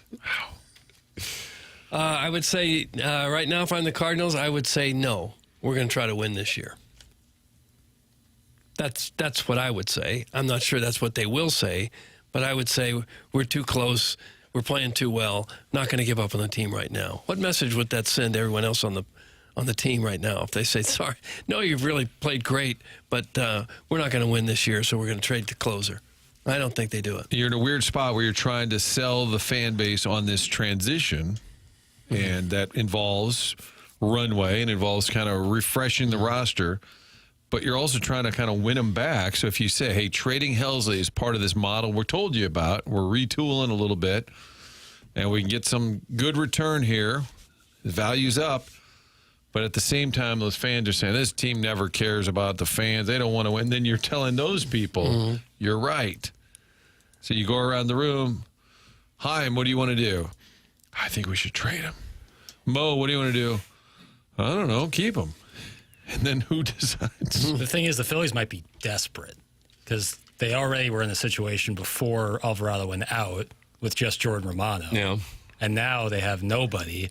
And they have obviously an offense that we saw them a week ago. Their offense, their lineup is stupid. Like, it's crazy how loaded they are. They might really need somebody, and if they might back up the Brinks truck for Helsley. So Doug's asking price is not unreasonable, you're saying? I mean, maybe not that much, but they might package up a lot to get a really high-quality closer. I think you would have to have that. I'm not saying you wouldn't listen to any trades. You'd be stupid not to listen to what teams offer. I think they'll do that.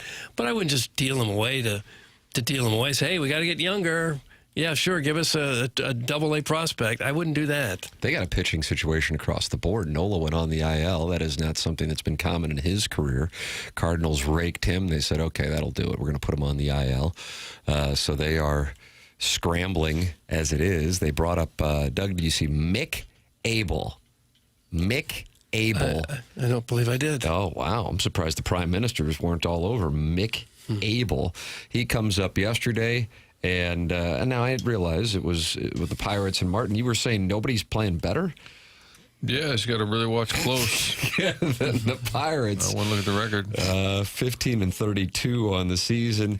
Mick Abel comes up, and he outduels Paul Skeens yesterday to win his Major League debut, and he struck out 9 in his Major League debut, but he will be getting sent down to the minors following the game. So how about Helsley for Mick Abel? Sure. All right, the deal's done. Maybe that, or for Skeens, if they want to trade him to the Pirates, he's got to wonder what he has to do to win a game. He's got an ERA of 2.44, record of 3-5. Gives up one run every time he goes out and loses. Pirates are 15-32, as mentioned. 17 games under 500, and yet they have 7 more wins than the Rockies. It's unbelievable. Which sit with 8 wins as we approach Memorial Day weekend. Sweet mother of mercy. Well, if you're the Cardinals and you were serious, they decide, okay, the time is right for Helsley. What would you want in return? What position would you want to beef up? I think you take, from a big picture standpoint, if/when you get to the point, and May's a little early even for the Phillies and what they're dealing with the pitching health for a team that's 10 games over 500 and has the lineup, as Jackson referenced, that they have. But they got a bullpen situation. Now they got a rotation IL situation with Nola. Are the Cardinals open for business? That's the bigger picture. You get into starting to talk about prospects and who would it be, then you're talking to a handful of people who actually know who's in the Philadelphia Phillies minor league pipeline in the listening audience. But specific to the question of, would you as a fan be on board with the Cardinals if the Phillies or whomever came calling for Helsley? That's, and obviously I'm asking people individually, and I realize therefore it's rhetorical, but that's a decision that the organization may have to make within the next 6 weeks. And it certainly sends a message. If they were to trade him, that sends a significant message. I mean, for a team that is superseded, I would imagine, almost everybody, minus Pestis from Festus's expectations at this point, just by playing at a 553 clip. What does it do to the fan base? What does it do to the guys on the major league roster? And I truly don't know what direction that they would go. No, I don't doubt that they would listen to anything, and you'd be a fool not to listen to anything. I'm just wondering, like, what position group the Cardinals would want to bolster. I guess you could always use starting pitching, but if the Phillies are hurting for starting pitching right now, they're not likely to give you one that somebody that's close, even in the minors. They could use another bat in the outfield, but does that mean that you move on from Jordan Walker? I'm not sure. Yes, trade Helsley. Graceffo can close. That's from the 314.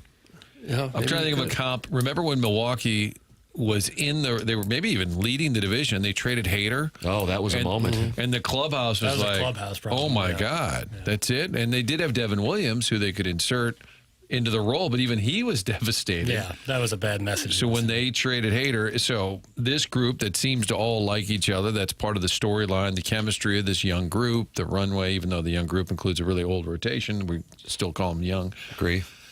But they seem to all be on the same page. They're playing winning baseball. What does it do to the room? You say you got this hammer in the bullpen. Yeah, we're going to get rid of that. I think that it's tough, especially while you're trying to win fans back in this retooling model.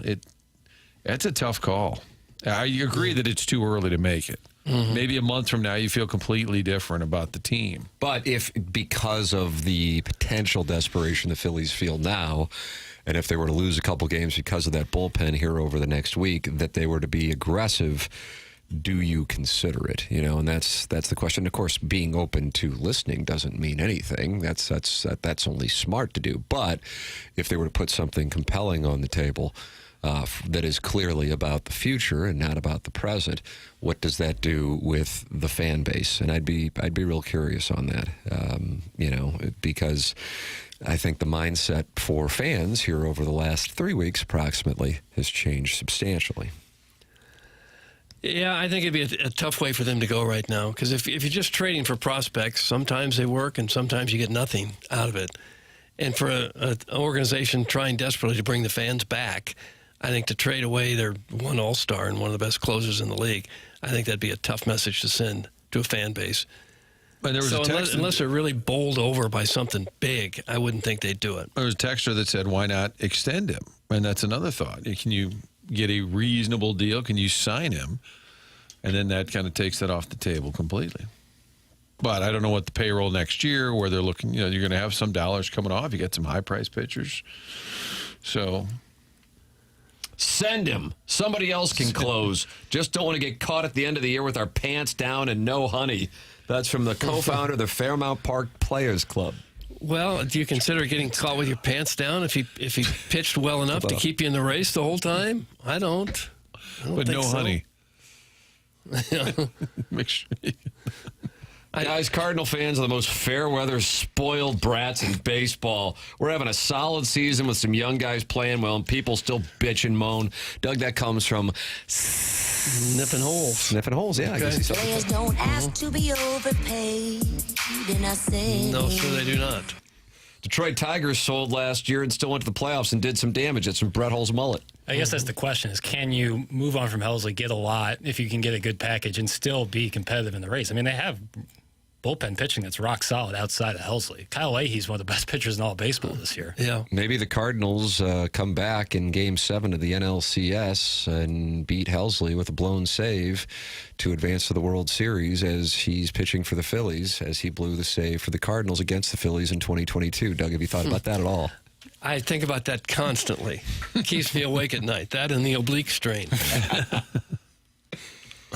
Helsley for real, Muto. We need more catchers. For real. I love that. Yes. Especially north of 30 catchers. Bring him on. All catcher lineup. All they do is rake. I think they have to consider any moves. How will it affect their ability to win series? I think that's probably. No. I think that is what they're discussing in the room. Mm-mm. How does it affect our ability to win a series? Can you win a series without win games? Yeah, Doug, you don't like those No, texts? I don't. At No. all. Martin, ever anybody tweeted you with an yeah? Not that I recall, but that would stand out. Yeah. Are we going to talk about golf at all? That's from Big Tough. Maybe if we don't want to, we won't. Doug's work husband.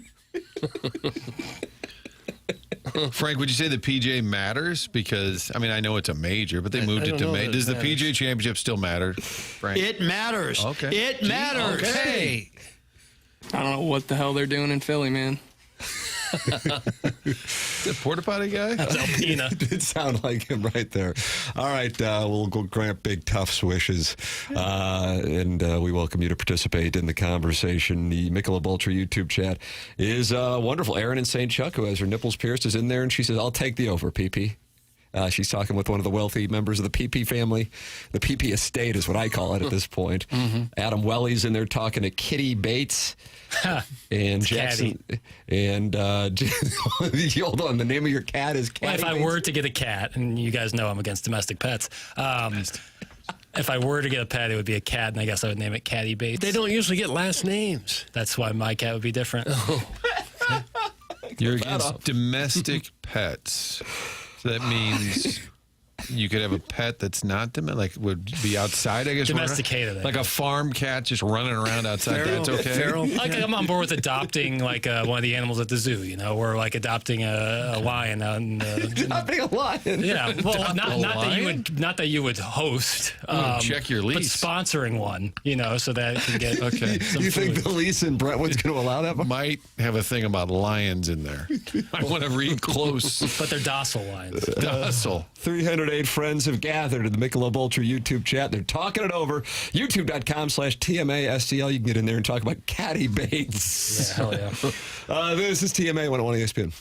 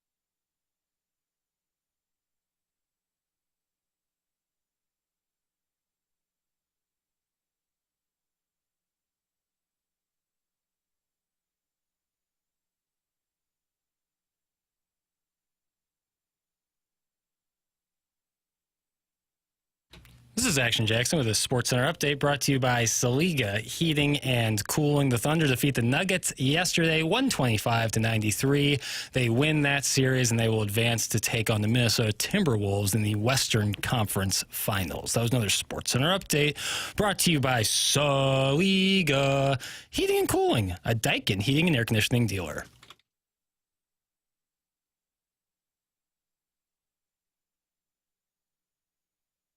There's firecrackers shooting in the sky, a bottle rockets on the 4th of July. Roman candle wars in my backyard. Run for me and you won't get too far. Sparklers, screamers, and streamers. Cherry bombs, smoke bombs with your moms. Kids playing with the poppers in the street. Burning them snakes all over the concrete.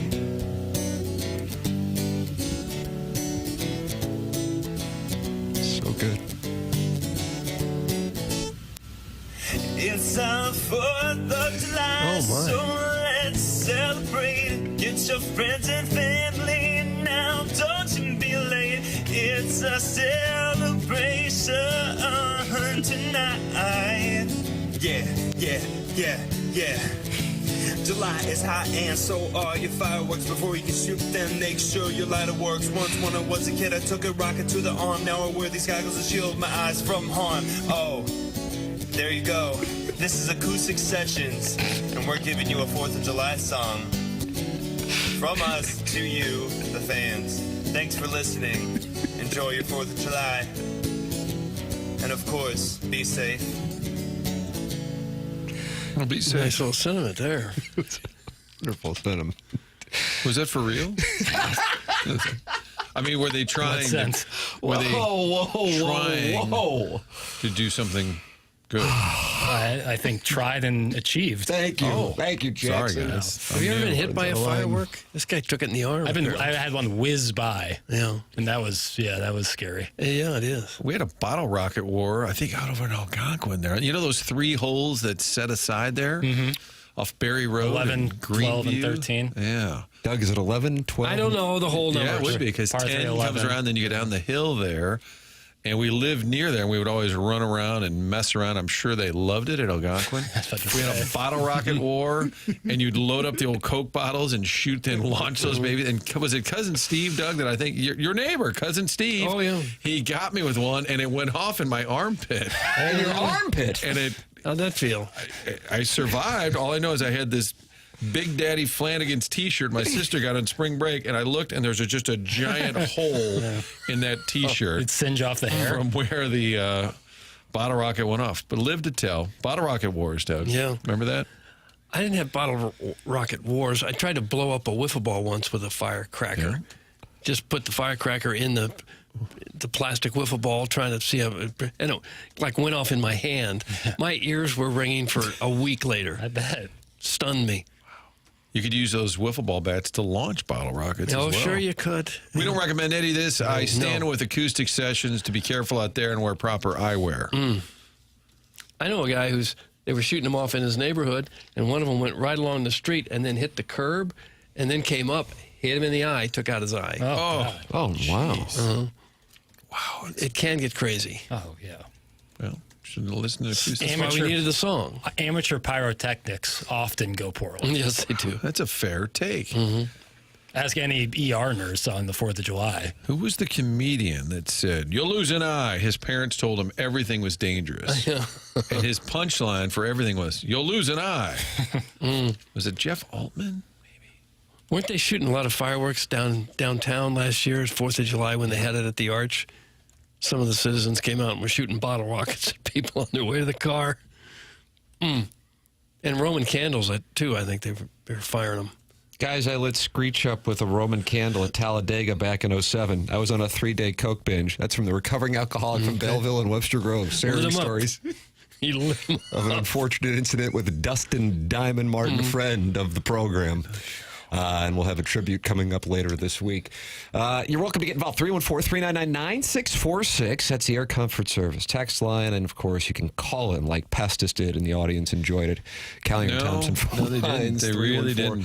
974-010. And Big Tuft has been raging that we have not talked about the PGA Championship.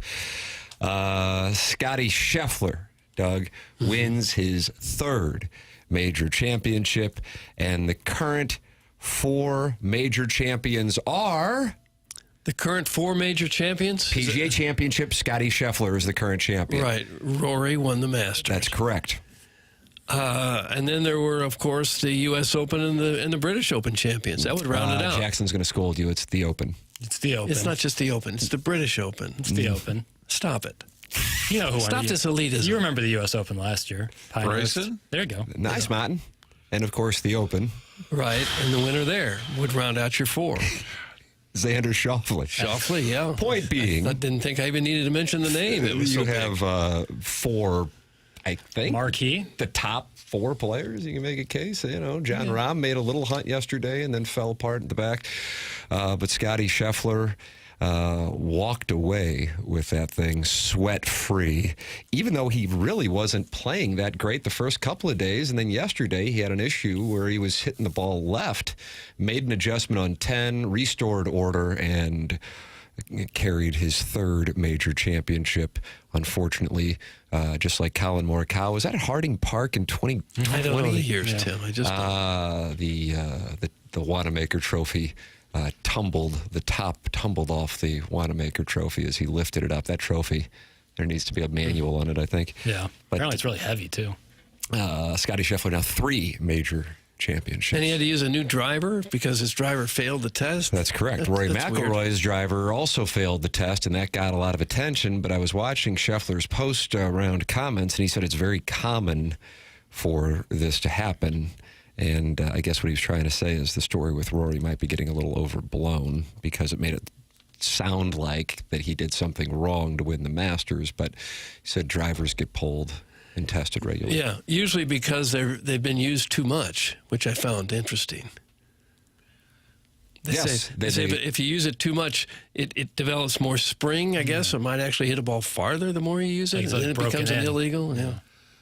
It was very first takey a little while ago. The caption on the screen, they were debating, did the Knicks win that series or did the Celtics lose it? And I bring this up because, Tim, for you, did John Rahm lose it or did Scheffler win it? Because John Rahm imploded. Yeah, I think he was 5 over on the final 3 holes. He was 5 over par. Well, Martin, as you might be aware, because you probably are going to get a notification today, the Tam Avenue Capital Partners are having a cash call. And those are rare. We haven't had one in the last 48 hours. Bi-monthly. But was out enjoying a wonderful golf course on Saturday afternoon. Jackson, where was I playing Saturday? Saturday afternoon, you asked? Where do you think I was playing? Oh, man. It was on the public side or the private side? I mean, I'm a South City meat and potatoes. Say less. Riverside. Fox Run. Oh, nice. Yeah. Fox Run. And I was riding along with a compadre of mine who enjoys throwing a wager around, and we were monitoring a very deep leaderboard. And I thought, we've got value here. John Rahm plus 5,000. Threw a little $25 bet on that would have paid $1,250. And the Tam Avenue Capital Partners noticed that he decided to shoot 5 under and press eject. And so Martin, you'll just, if you could just wire that money over by 3 today, please. Just because we have a couple bills we need to pay. So if maybe 2:30, maybe you could get that. I got to meet this 17-year-old from Fox in a parking lot over at the Arnold Cracker Barrel. He was tied for the lead. They finished at 6 off, I think. I like how he said that this is the most fun he's had on the golf course in a long time, which just means that the live check, I guess, cleared already. He doesn't have to worry about any money coming in. He did say it was the most fun I've had on a golf course. The Green Mile got him. I like that they call it the Green Mile. Is it the last 3 holes there? Yeah. It's called the Green Mile. PGA Championship needs more juice. You know what I'm saying? Like the Masters obviously is dripping in juice. And the Stop saying juice. Sorry. The U.S. Open has like the thing where it's impossible, like the rough's so deep and they make it so hard. Then the Open, correct, Doug? British. It's like the oldest tournament and it's got so much history. The PGA just needs something. It needs some, an identity. Some lore. Right. Yeah, something like that. Yeah, it used to be the last major, so it was like, well, even if it's not like the one with the most storylines or narratives. It's like the last time we're going to see major golf for 6-8 months. But they moved it to get out of the way from the NFL and college football, right. And play in different cities, so it's not boiling hot. So what would you like to see them do to gain some sort of? I don't know if there's anything you can do. Michael Kim's a great follow on the Twitter tweets, and he was asked that question yesterday evening while he was waiting for his flight out of Charlotte to Dallas, and said, "It's what is the identity of the PGA Championship?" He said, there really isn't one, and it's a lot easier said than done in order to create one. Yeah, oh, for sure. I know people don't really care. Well, most people don't really care to see guys shoot like 20 under in a major. Sometimes it's going to happen because of conditions. So Scheffler wins his third. It's his first non-Masters major. Kind of a weird stat. But the thing is, and I know people say this, it's not intended to be a slight. It's not just because of his appearance, but also the way he carries himself. I mean, the guy's only 28, And he looks 45. He really does. Mm-hmm. But he's consumed with, and that's what usually happens when somebody, and it's not just golf, but somebody achieves greatness, they're consumed with it. And he was asked yesterday, how he dials in, and he goes, one of my favorite things to do is to practice. He goes, it's weird, but I just love to sit there and practice. And so I don't necessarily see this stopping anytime soon. So Scottie Scheffler winning the career Grand Slam, I would say, is a pretty fair bet. It's kind of probably just a matter of what age will he do it by. I would be surprised. And because he's almost vanilla, it's amazing to think a year ago he was in the middle of the country, the arrest. Yeah. It was a year ago today, I think, actually, that he was arrested. The arrest in Louisville. I'm like, this guy somehow created a ruckus? This guy? Nike leaned into that with their advertisement right after his win.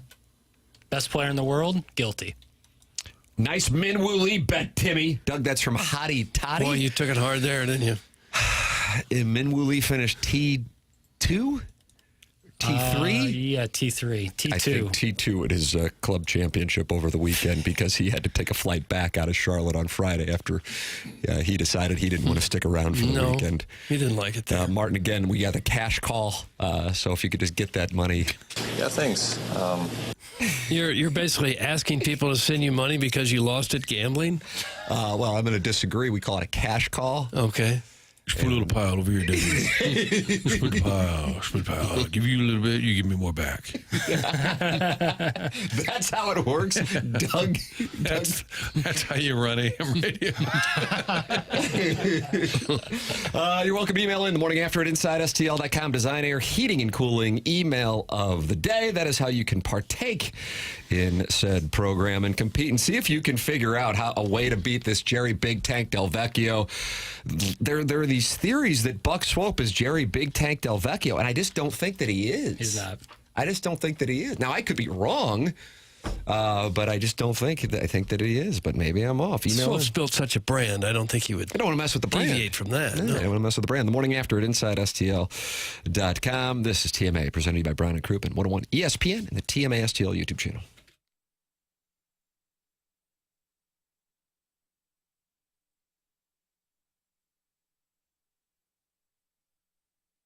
Tim McKernan here for Universal Windows Direct. May, officially the kickoff to home improvement season. The weather's warming up. Memorial Day right around the corner this weekend. And now is the time to tackle those big projects you've been putting off, whether it's drafty old windows or a worn-out front door. Universal Windows Direct has the ultimate offer to get your home ready for summer and beyond. Right now, during their home improvement season sale, you'll get an incredible 50% off your windows.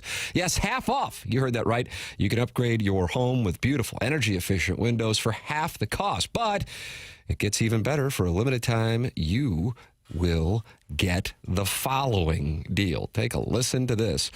No interest, no payments, 12 months. That's a whole year to enjoy your new windows before you pay a single cent. It's all from Universal Windows Direct. Call 314-334-2522 or visit universalwindowsdirect.com to schedule your free in-home estimate today. This May, celebrate comfort, curb appeal, and serious savings with Universal Windows Direct. And like me, you'll be saying, I love my windows.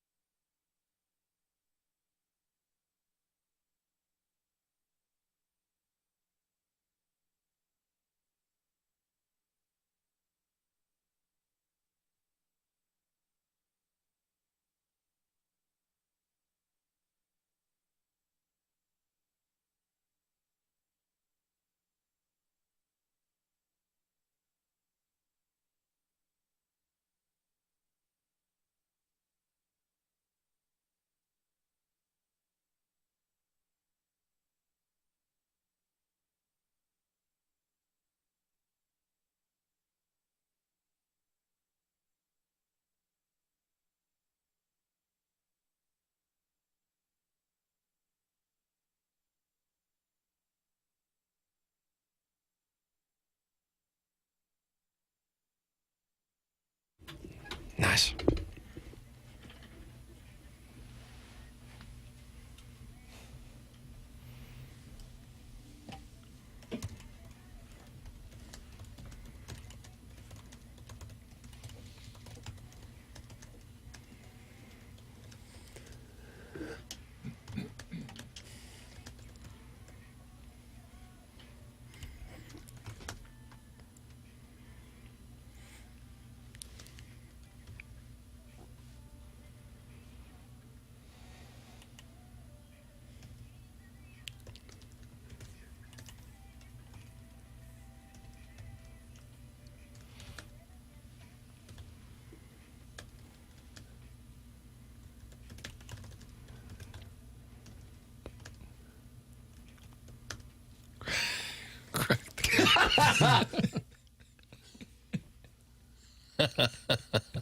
It's a special place. Sing it, Doug. There it is right there.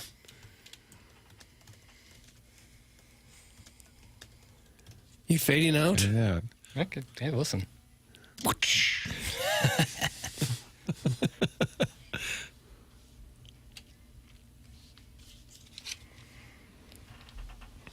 Jay killed another fence, Doug. Mm-hmm. Killed the fence. Big Tough says thank you. Thank you for the delicious golf talk. So he's satisfied. How about that? That was a kind there it is. A happy customer. Another happy customer here There's on one. TMA, presented by Brown and Crouppen and Mark Hanna, Evergreen Wealth Strategies. 9 o'clock hour. Get a new song, you donkeys! Hey. Those players don't play for this terrible team. What are you doing, Jackson? You're the producer. You're failing at your job. Get it together. That's from Chairman's Pocket Partner. It's Jackson funny. got nicked. It's funny because they're not in the team. Grow up. I didn't. I'm trying to find it. Grow up. Sweet Kai got told to log off. Yeah, I did. Sometimes it's just best. I've been looking at music, birthdays, other things. I can't find a damn theme for today. Oh, no. I'm going with some of our more class. I mean, unless you guys want some Sam Smith as he turns, what does he turn, about 34 today? Sam Smith, 34, Doug? I don't know. How about money? We were talking about Scotty Scheffler in the last segment, and I was wondering how much money he's made. In 2024, last year, he made $104.3 million. Jesus. That's prize money, bonuses, endorsements.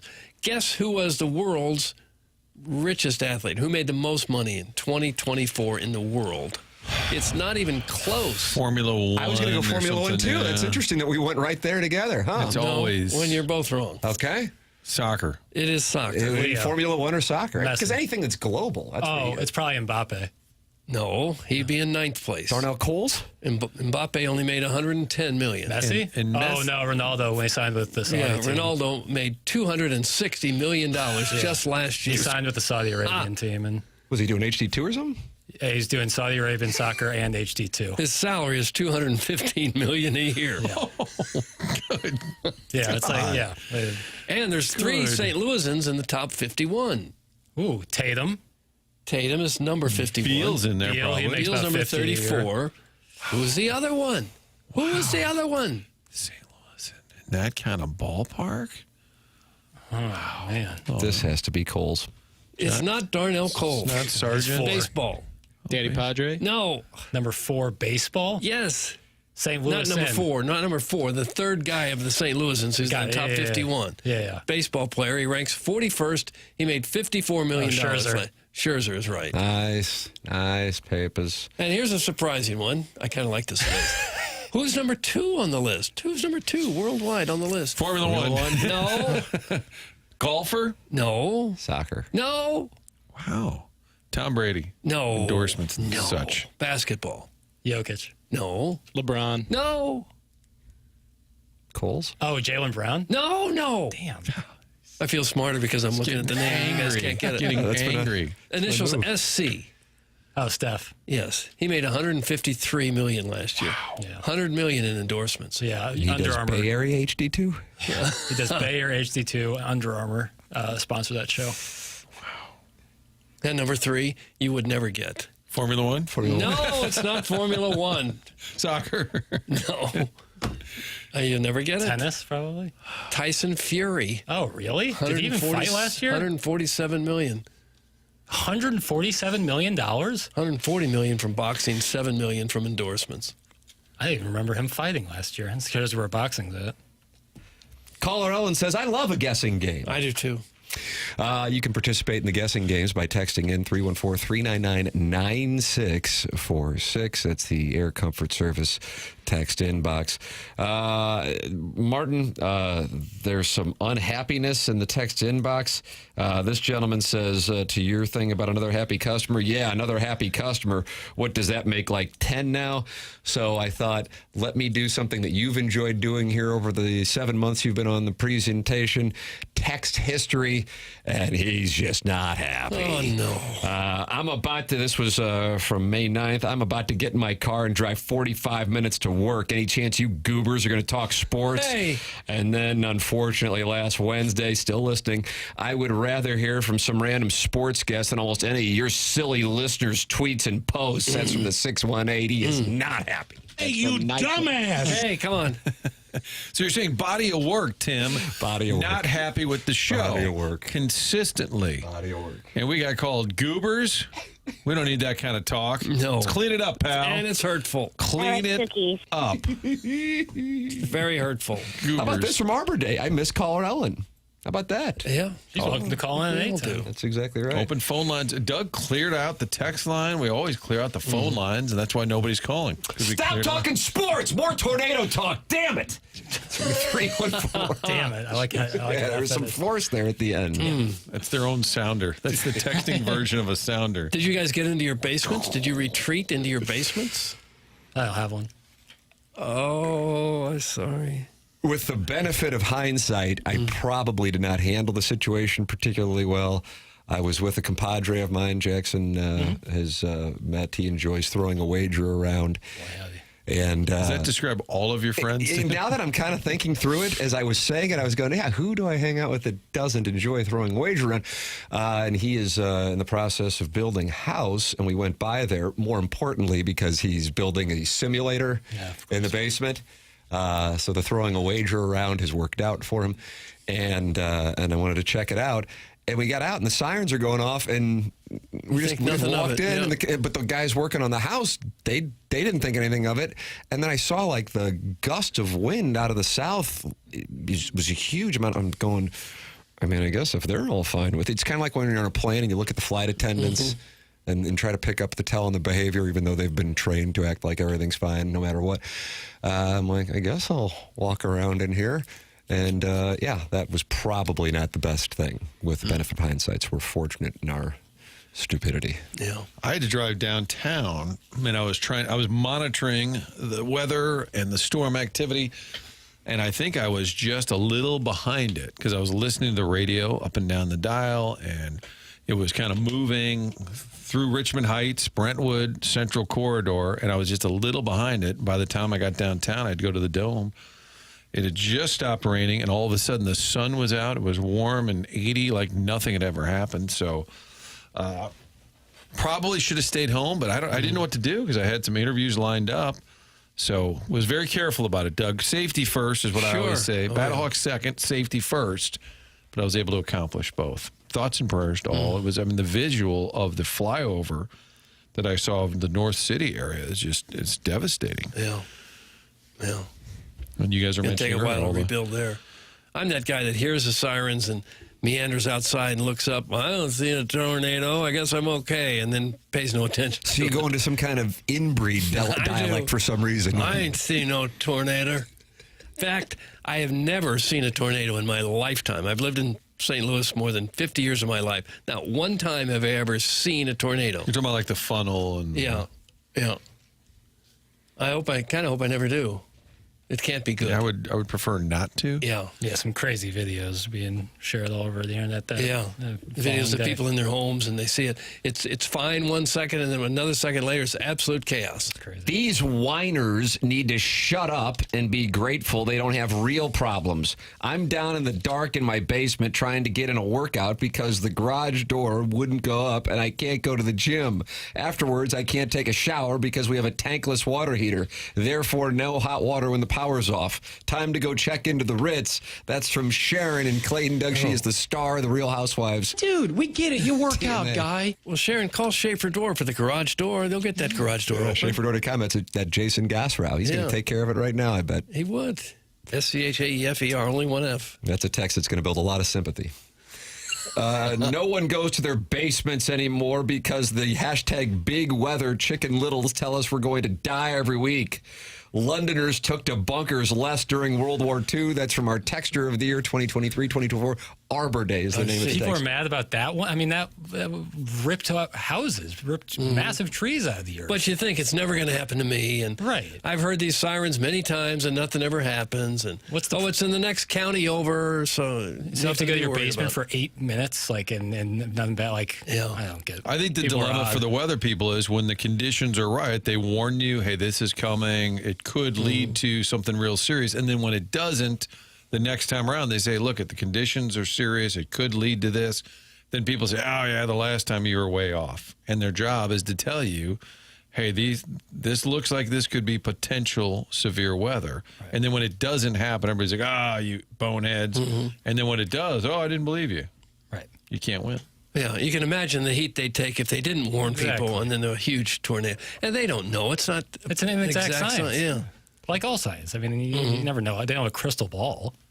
I went to the basement. Wellington and Ash finished upstairs, and then they joined me in Junior 2. That's for recovering alcohol from Belleville. I don't think we need that. Yeah, that's not. Well, people are just telling their anecdotes. Okay, but that's not the kind of conversation we were hoping for. Let's see.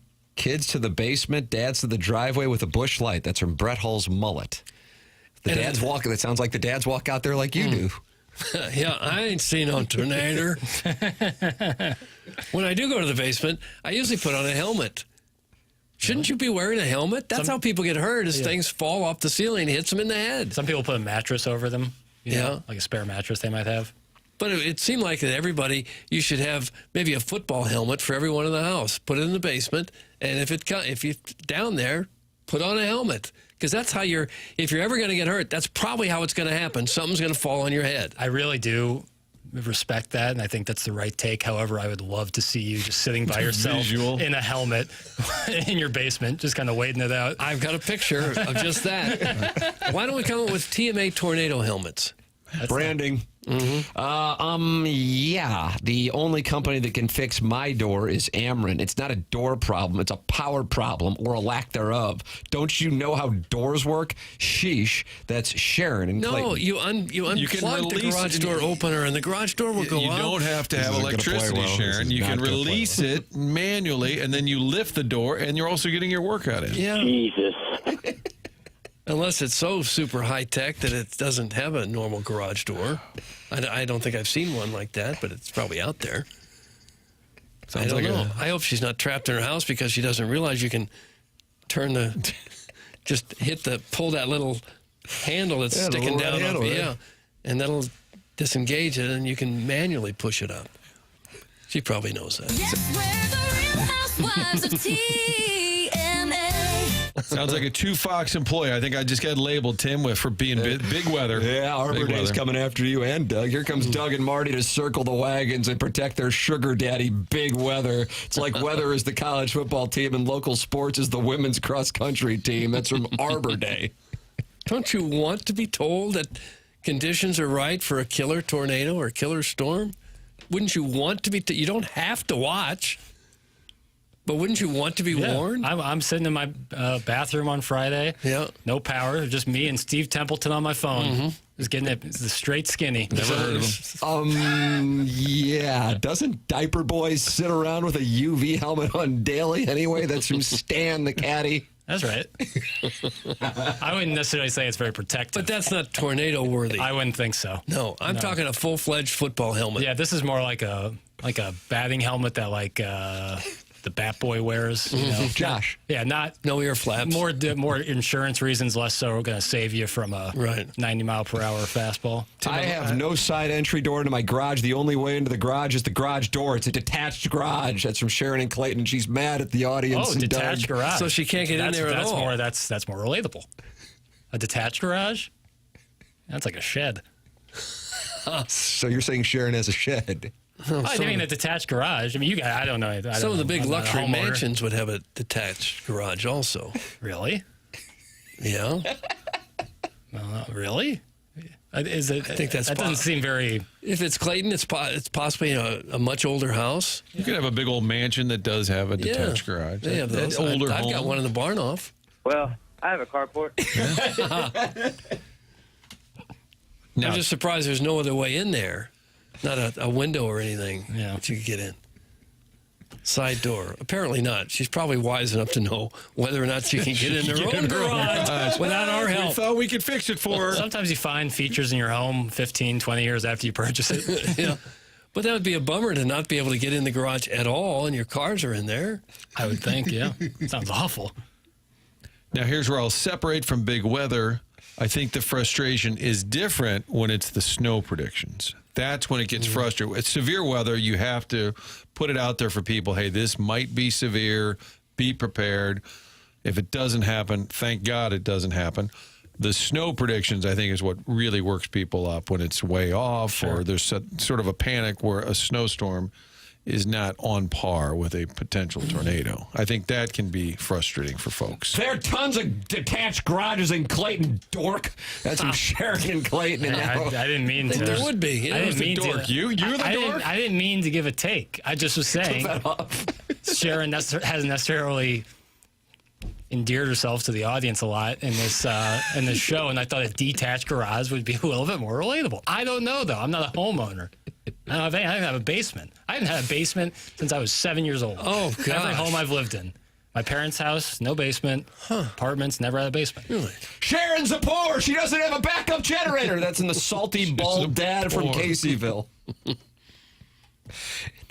He says, no, it's a brand new home we built 2 years ago. Builder wanted to maintain the look with the detached garage like the other old homes around us. There is life outside of Ladue. That's from Sharon and Clayton. All right, man. I get it. You got nicked. I get it. You got nicked, my friend. I didn't mean for it to be a personal attack, really. Maybe you should log off, brother. I guess. No problem. Email in is unfortunately Sharon's not happy with Jackson and Ladue.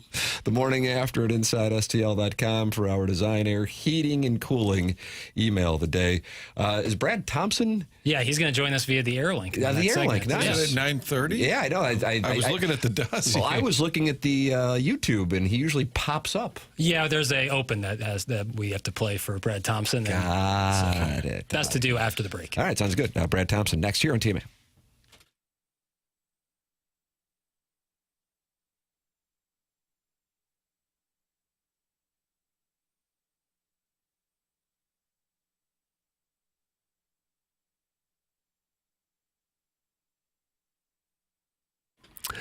Doug Vaughn here for Stifel, and we've got news with Stifel. We've got breaking news. You know what they're going to do? We got the Dotem Open coming up next week, and Stifel has announced that they will give each winner this year will get 2 weekly grounds tickets to the Stifel Charity Classic coming up in September. That's 8 grounds tickets given away on Thursday, 8 more on Friday. So if you're on one of the winning teams, you're going to get a weekly grounds ticket to the Stifel Charity Classic. Isn't that fantastic? Stifel. They have 12 offices across the region with financial advisors there. Stifel helps clients right here in St. Louis and nationwide manage their hard-earned wealth.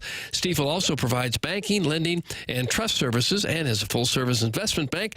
Basically, when it comes to finance, Stifel has you covered as one of the fastest-growing wealth management firms in the world. Their tagline is, where success meets success, so it's no wonder they have decided to partner with a winning program like this one, and now they're also partnering with the Dotem Open. Win those tickets. Go to the Dotem Open coming up next week. Still tickets available on Thursday.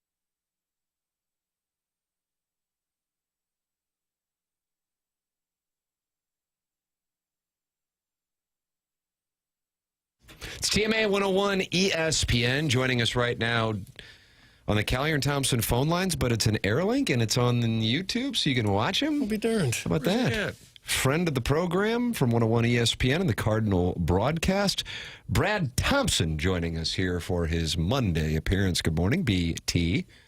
Guys, remember that computer I stole from work? Still got it. Yes. This Airlink thing works, so we could go on YouTube. I will say, I don't know if we talked about this, but I was trying to convert some YouTube video or music into an MP3, and I used some software that maybe I shouldn't have used. So there are some pop-ups on this every once in a while. I don't know if somebody could fix that on that end. Doug, you want to work with them? Yeah. I'll get busy you want with to do that, Doug? Yes. What are you on, Napster? A major techie. Yep. What was it called? What was the one before Napster? LimeWire? Was it maybe LimeWire? Yeah, that was the one back in the day. LimeWire got him. Wasn't the Napster guy always in Congress, like testifying? And Sean Parker. Sean Parker, who appeared in The Social Network and was played by Justin Timberlake. All is correct. Wow. I feel good about this segment, Doug. I feel real good about this segment. Now, Doug doesn't feel real good about the Cardinals because they lost yesterday and they won the series, but they didn't win the game. I knew it was coming, and that's why I was ready to come out guns a-blazing, Doug. Look, unacceptable with runners in scoring position yesterday. Couldn't get anything going. But that being said, it's been a lot more fun here as of late. But, Doug, I want to know your take on it right off the bat because I get the frustration. Well, I'm not really frustrated. They had 12 hits and only scored 1 run. I'm sure that's frustrating. But the frustration comes from people saying, hey, we won the series. It doesn't matter. No, it matters how many games you win. We don't count series in the standings. Nice short-term goals, sure, but series wins don't matter. It's how many you win over the whole course of the season. That's what's got me fuming. I get it. What makes you so passionate is what makes you so good at what you do, Doug. How about that? It's going to be hard to push back on any of that. And the only thing that we can do is hope that they go out there and make you proud today. That's the beauty of baseball. You play darn near every single day, and you get to play the best team in baseball right now. I don't know if anybody saw that coming with the Tigers, but it's going to be a really fun series. And I hope we see a lot of butts in the seats, man. These are two great teams going at it. So I wanted to ask about the attendance for this upcoming week. Kind of a weird situation, though, with what's taken place in St. Louis with the storms on Friday and the prediction for severe weather today and tomorrow. Perhaps that will keep people away. We're doing to talk about that. I want to make sure I ask this. When you guys were at your best, and of course a world championship team, one of the things that stands out to me about not just the streak, but also even the losses, is that you can make a real case that the Cardinals should have won both the games they lost. And in both cases, they had runners in scoring position and a chance to tie it up, the one against Philadelphia, and then yesterday afternoon as well. And I'm curious, in your experience, both from a broadcaster, Brad, but also as a player, even when your team loses, do you find that those really good teams also are in the game more often than not? Yeah, I think that's very fair because you're a complete team. Like that, when you have a complete team, and that's exactly what the Cardinals have right now, you're going to be in most games. Yeah, you're going to have clunkers every once in a while. You're going to have your starter give up 7 and 3+, or you're just going to have some weird games. But for the most part, you're going to be able to compete in different facets, and that's exactly what we've seen this club do. So yeah, when you have a team where you know that the bullpen's going to pick up the starters, that the offense is going to be able to pick up everybody, that you top to bottom you're rolling, you're going to be in every game. And the big key is all of the details being taken care of. And one of the biggest details we've seen with this ball club is their defense. Defense has been tight all season long. It's the most outs above average in all of baseball. The guys are going to get it. Really showed up big time in that game 2 against the Royals. Probably, I think, best defensive game we've seen played all year, and one of my favorite games in a 1-0 victory on the road. But yeah, you're in everything because you don't have a glaring weak spot right now.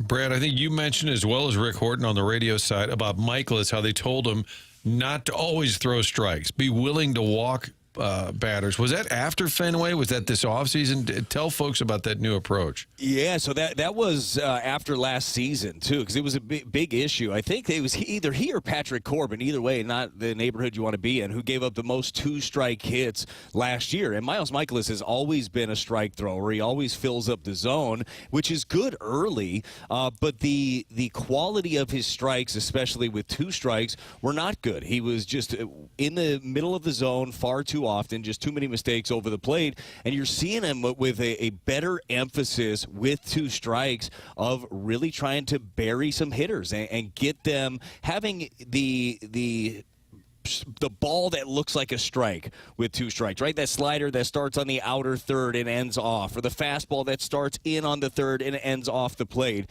His misses with two strikes are so much better right now. They're off the plate, and yeah, that was a thing that they really wanted to work on. I know it sounds stupid, like throw less strikes, but in those situations, you're already in charge. The batter is going to expand his zone. Your job as a pitcher, Miles Mikolas is not going to be a big strikeout guy. He's a get-him-off-the-barrel guy. Use that defense. And I just think he's done a really good job this year of the way he's using his arsenal. He's pitched backwards. Did a really nice job against the Royals of, like, dumping in that slower curveball and stealing strikes with that and even finishing off some hitters with it. But it was a thing that they wanted him to focus on, and he has. He's done such a better job with two strikes. And after that clunker in Boston, he's got a 2.17 ERA over his last 7 starts. I know that last year was a bad year for him, and oftentimes Miles Mikolas can be the whipping boy. He deserves a lot of credit for what he's been able to do this season. The entire pitching staff has really been impressive. I see only the Royals and Phillies have more quality starts than the Cardinals in the major leagues. Should we be giving more credit to Dusty Blake and the job he's done with the whole staff? Yeah, I think that's absolutely fair, Doug. We've given a lot of credit, and maybe it's just because it was a fresh face and the offense is doing their thing to Brant Brown, but same thing can be said for Dusty and his staff. They've worked really hard on tweaking the arsenals of some of these guys. I mean, I think that's a great example with Miles Mikolas. They've really tweaked the way that Matthew Liberatore is working on things, whether it be changing grips on his slider and working on his fastball and how he finishes that, and we've seen the differences that has been able to make. But the game planning has been really good. So Dusty, Dean Keycaffer, they definitely deserve a lot of credit in this, as do the catchers, and mainly Pedro Pajes, who's been doing the lion's share of it. I don't think that you're seeing this type of success from this pitching staff if Pajes hasn't been doing what he's doing. I mean, Pedro Pajes has been out there.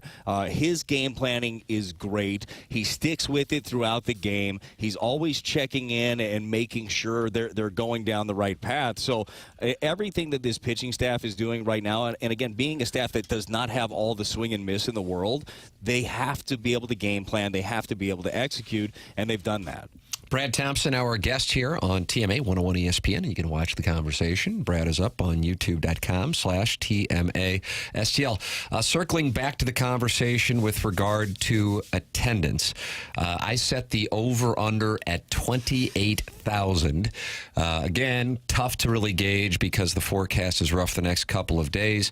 Do you have any read on what you think it's going to look like at Busch Stadium for this homestand with the Cardinals playing as well as they are? Well, Doug, first of all, I'm never betting an under, okay? I don't care what kind of values there. I hate it. It's the worst way to watch any game. You guys know this. Jackson's going to scold you on that. God, I love unders. He can. And the numbers, I'm sure. Jackson loves unders and cats. I get it. Well, I don't get the cat part, but I understand. It's the only bet you're winning as soon as the game starts. There you okay, go. I get it. But boy, that's a horrible way to watch a game, not wanting to see anything good happen. Either way, there are things that are more important than baseball, right? And you hit on them. We had the horrible weather, tragedy striking the region. So there are things that people need to take care of, and that takes precedence certainly over going to a baseball game.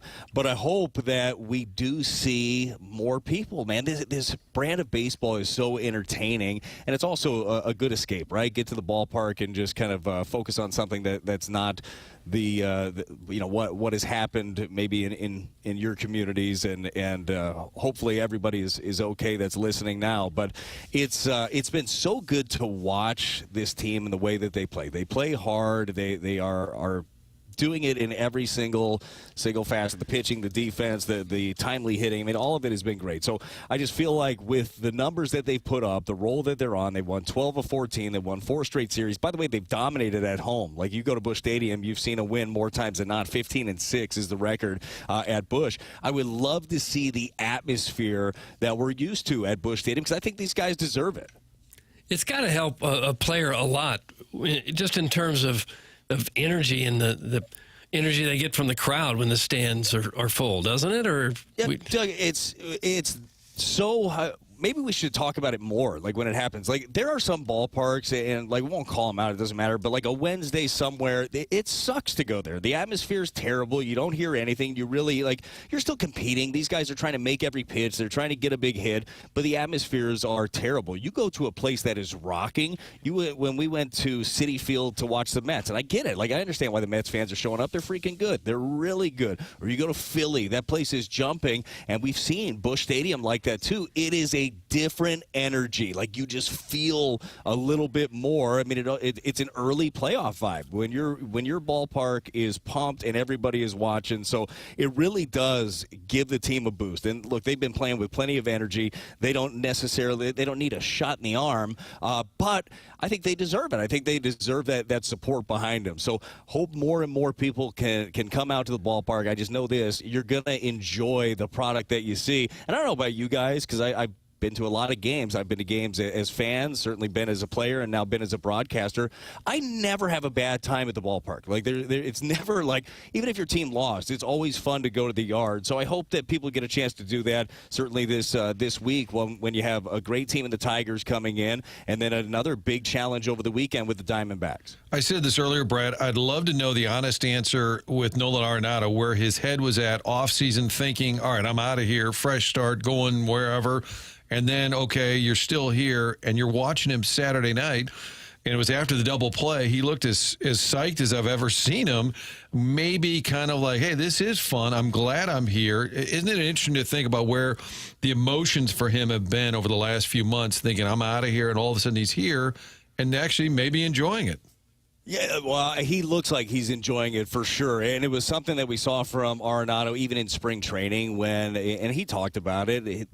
Nobody expected Nolan Arenado to be here this season. It was like the one thing that was stated by the organization that they were going to try to do and just weren't able to move him. And I'm glad he's here. Like, he's an impact player. He's fantastic over at third base. You know what the back of the baseball card looks like. But you're right. I'm sure that he had a lot of things going on in his head this offseason. He said he poured into the work instead of worrying about all of the rumors and all of the other stuff. Well, the work is paying off, and I agree with you. The one thing that he has stated that all he wants to do is win. Well, this club is winning right now. They got a lot of young players that have a lot to do with it, but veterans like him, I mean, he's going to Cooperstown, I believe, at the end of his career.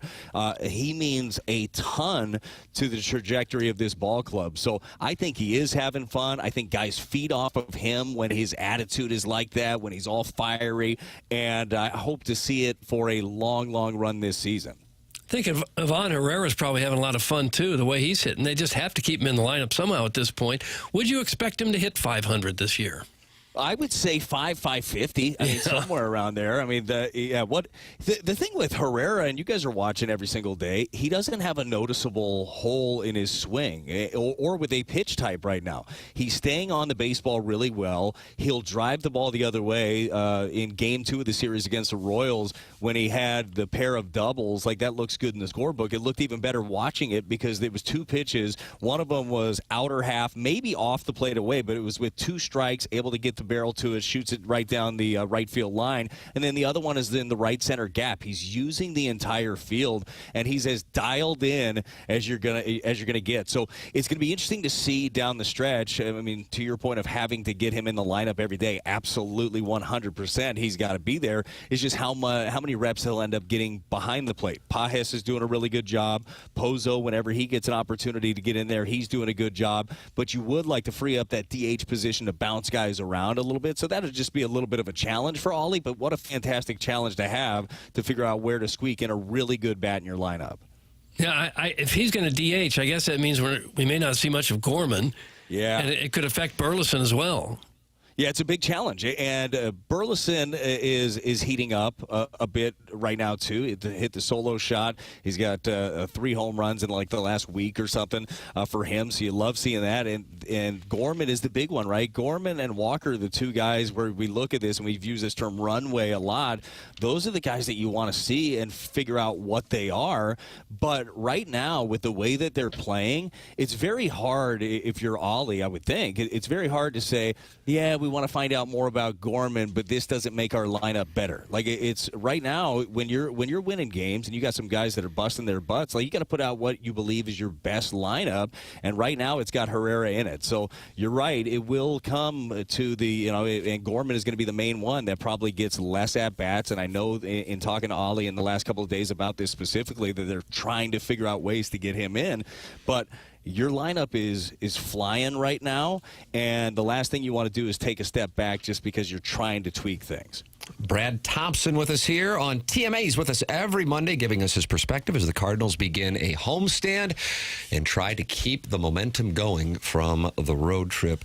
Cardinals and Tigers scheduled for this evening, weather permitting, as the Cardinals take on the best team in baseball, the Detroit Tigers. The Cardinals, 5 games over 500 against the best team in baseball, the Detroit Tigers. Doug, what would that have paid you at the beginning of the season? I don't know, but a lot. 17,500 to 1. Actually, is that what it is? That's what my book had it at. Okay.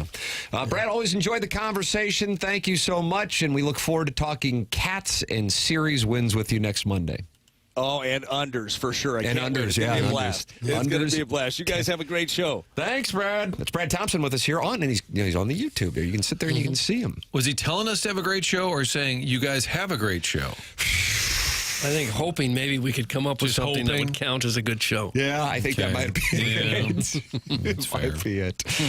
Email in the morning after at InsideSTL.com. Design Air Heating and Cooling email today. It's 10 o'clock on the nose, and contractually, Martin has to go to onboarding right at 10. No. Well, I'll still just a tick longer because I want to talk about Design Air, and it's their hour, the 10 o'clock. We got the email today coming your way in less than an hour.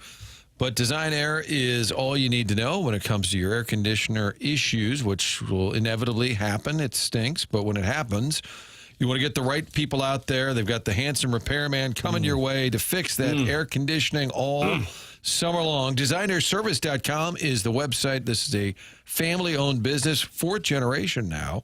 Seth Goldcamp, and why is that important? It's because they're going to be here next week, next year, next decade. You want to have a company that's going to be around a long time, and they've already proven that. So when you have HVAC needs year-round, get the team that comes in and doesn't try to sell you something you don't need. They get the repair done, and then you're back up and running. Longest-running sponsor of TMA, it is Design Air. Find them online, set up that appointment, get a little tune-up here. While they cools off for a minute, get the AC tuned up. DesignAirService.com. There it is. Design Air Heating and Cooling email today coming up at 10:45 on the Stiefel dossier. This is TMA, presented to you by Brown & Crouppen on 101 ESPN.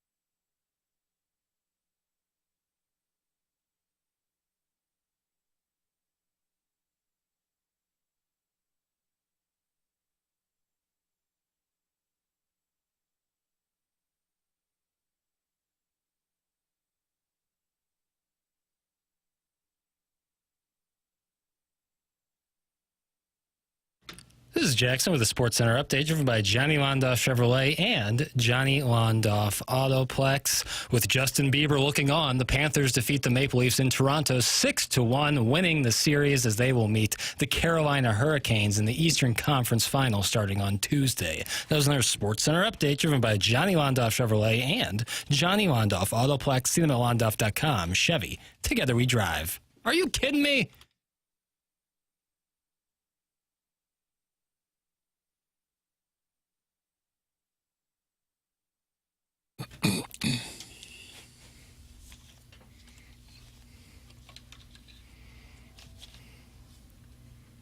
Doug, you wanted Sam Smith in honor of his birthday? Is that what you said? I didn't ask for anything, no.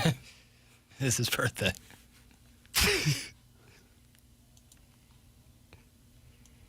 This kind of puts it in perspective, doesn't it? What puts what in perspective? The Cardinal attendance figure? Series win. Oh. Guys, it's a World Series preview, just like 2006, Birds and Five. That's from Nipping Holes. Yeah, it is, actually. Okay. Well, it could be. Crazy things happen. That would be a crazy thing, but that's what we're rooting for, right? I'd love to see it. Mm-hmm. I thoroughly enjoyed the 06 World Series. I did too. I want to see the Cardinals and Yankees play in the World Series, please. Well, that'd be fine. I don't really care who they play. I just want them to get in. I'd rather play the Tigers than the Yankees, even if the Tigers are playing better baseball. What's that about, bro? I don't want to see Aaron Judge. Why do you hate Paul Goldschmidt? Yeah, why do you hate Paul Goldschmidt and his 350 batting average? Yeah. Maybe he wasn't done. Is the guy not done just because he hits 350? Well, he's not a catcher, so get lost, I say. Oh, you want all catchers on your roster? That's your model? Where would the Cardinals be without the currently 4 catchers that they have on their 26-man roster? You know, I'm counting Contreras as a catcher. You know, I'd like to apologize. Earlier, I said Paul Goldschmidt's hitting 350. What is it? 339. Oh, yeah. I'm gonna Loser. take some time and reflect. He was hitless yesterday, and it probably cost me a win in fantasy baseball. Oh, no, the Prime Minister's, the death spiral that is the 2025 campaign of the Prime Minister. Tied. I need like a couple of hits from him, and I win. Nope. Kick rocks. That's from John. John. You can tell us to kick rocks in the Michelob Ultra YouTube chat, youtube.com/TMA. STL. They are mad at Martin for leaving, I see. I'm not debating how many hours the show should be on, but if it's on, it should have Martin the full time. It's from Jake in St. Genevieve. Well, you have to consider Jake in St. Genevieve at these times. What do we have to do to get Martin for the full show? That's Jake in St. Genevieve. Calm down, Jake. Calm it down now. He's not happy. Switch over to Bubba the Love Sponge after 3 hours. That's from Tiny Pee-Pee. Still on? I don't know. I was about to ask that question. I haven't heard him. But then I'd be crowdsourcing, so I held back. Jackson, what's Charles Barkley saying his ideal day? I enjoy this clip. He was on Spittin' Chiclets. Oh, was he? Yeah. He talked about just kind of his perfect days, you know? The cup is going back to Canada. Plain and simple. Go Oilers. Hey, what the Thank you, Chuck. Thank you for coming on the show. Chuck, are you still drunk? For rooting on the Oilers. Did you ask me, am I still drunk? Yeah. Well, first of all, I got a hangover. If you're going to ask, your first question is, am I drunk? If I got a hangover, that means I was drunk yesterday. Not today. And you're getting drunk today, too. I got a hangover. Yeah. Because I had an off night, and I went out and got drunk all night. It was a perfect day. I played golf, I smoked cigars, and I got drunk. Then I got drunk last night watching basketball and hockey. And you know what I'm going to do today? I'm doing the Spittin' Chiclets, which y'all guys got an amazing podcast. So then I'm going to go back to bed. I'm going right back to bed. Then I'm going to get up. And I'm going to get drunk and watch hockey and basketball again. It's a perfect day. You got any draws on right now, Chuck? You know, I burned all my draws like 30 years ago. And there's the slap shot, indicating he was talking about hockey. That's right. On a hockey podcast, anyway. Yes, the hockey podcast. Okay, so we got the slap shot. Yeah. Sounds like he lives a fun fun existence. Oh, I bet he does. And the money just pours in. Pours in. No drawers. And doesn't have to wear drawers. He burned all his drawers 30 years ago. Famously says he does not wear underwear. Is he still a terrible golfer? Because much better. He's improved. He had a mental thing. Yeah, he got rid of the hitch. The hitch is no longer. Jake stuck in St. Genevieve uses a Floby. That's from Shooter McGavin, who is mad at Jake and Not St. bad. You got to have a Genevieve. canister vacuum, and it sucks the hair up and then cuts it right off. And then the hair goes in the vacuum. Not a bad little invention. Yeah. Charles Barkley, Doug, would you like that life? You just sit around and drink. I don't want to have to get drunk. Hockey, I don't want to have to get drunk. My guess is there's probably some wagering going on as well. That was implied. For sure. He's had an awfully good life, though. Oh, hell yeah. She's an NBA star. And yeah. You know what I envy? He's everybody's favorite. Jackson, you might know what I envy of his. The fact that no matter what he does, he'll be okay. He's invincible. Yeah, he really can't He's do anything invincible. wrong. They Yeah. fire him, okay. He'll just do exactly what he talked about for the rest of his life. That's exactly They keep him around. He's great. He's in a can't-lose situation. Yeah. God bless. All right. Email in the morning after at InsideSTL.com. Design, air, heating, and cooling email of the day coming up. You can talk it over with Jake in that Michelob Ultra YouTube chat. And he says, I just like Martin. What's wrong with that? Nothing. Absolutely nothing. We appreciate it. But stop your whining. This has been going on for months. 7 months. Mm-hmm. Jake and St. Genevieve and Martin will have a sit down. Okay. And they'll work through this together. This program is called TMA. It's presented by Brown and Crouppen, 101 ESPN. I want to make sure that I tell people that if they're feeling a little sluggish today, they check out Mentality, mentalityhealth.com/radio. Symptoms of low testosterone include low energy, low motivation, fatigue, you're tired all the time, weight gain, muscle loss, especially belly fat, feeling anxious, moody, or irritable, lack of focus or mental clarity, low libido, and that can strain relationships. Mentality is a local healthcare facility that specializes in helping men feel and perform at their very best. It's board-certified physicians providing a full physical consultation and blood panel analysis, all during your first visit. Mentality focuses on free testosterone levels, which many doctors overlook, ensuring your treatment is tailored to your body. It's Mentality. Check them out online at mentalityhealth.com/radio. Mentality. This is TMA 101 ESPN.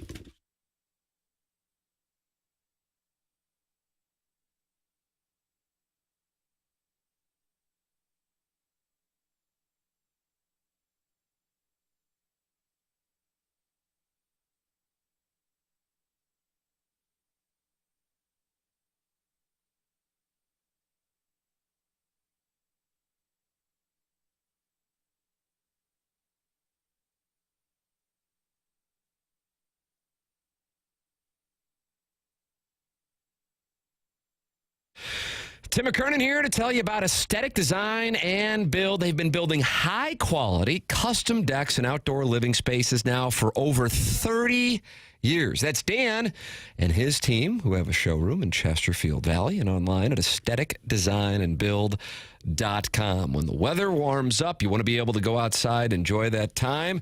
And, well, that's what Aesthetic Design and Build does. They customize it to your home and to your outdoor living space, whether it's a full-on custom deck, which is really their specialty, or if you want to add on a pergola. They really do it all. Call them at 636-532-5008, or you can visit them online at aestheticdesignandbuild.com.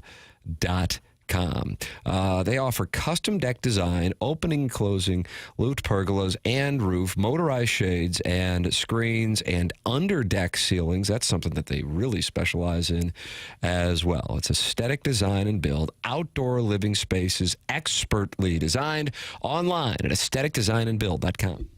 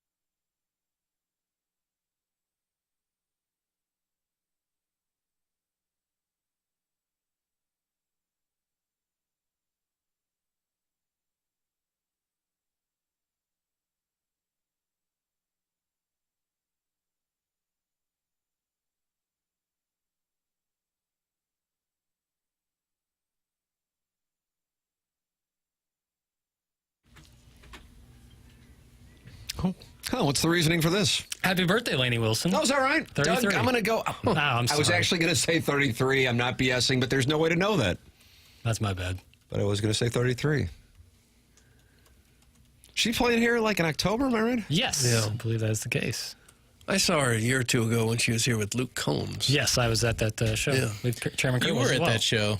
You became a country guy that night. No, I did not. Oh. You didn't like it? I liked it. Was a fun show. Any show at Busch Stadium is always fun. But no, I have not listened It's to not a Ledoux thing. I just don't listen to much country music. It's not for me. You would have preferred to be at the Symphony. That's right. The Muni. Yeah, the Muni, really. Fox. Tiny PP, they're still going, Doug, in the Michelob Ultra YouTube chat. Tiny PP says, I pay for it every day, so yes, by poor, I mean under 7 figures. I'm not sure 7 figures makes you rich anymore.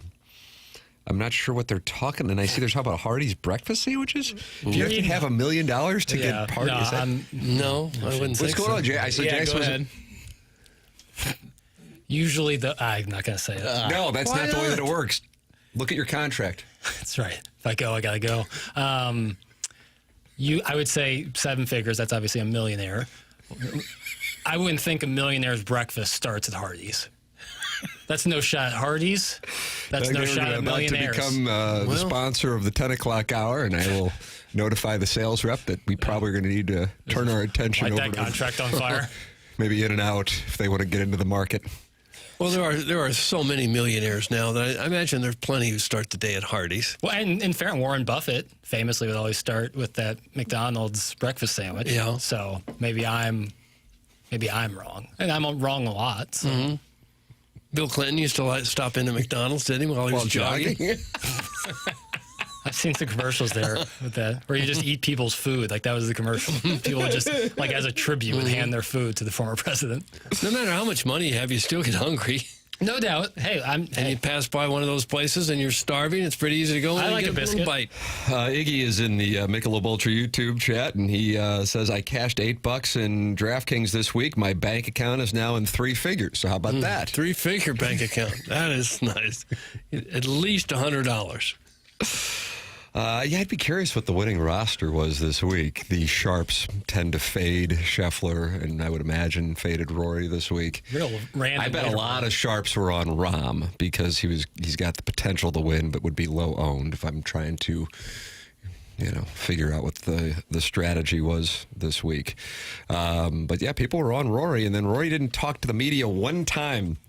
I don't like that. And I was wondering what your thoughts were. I don't like that at all. I think part of the reason you play for these outrageous sums of money is because the fans are interested in it. The fans pay a lot of that salary.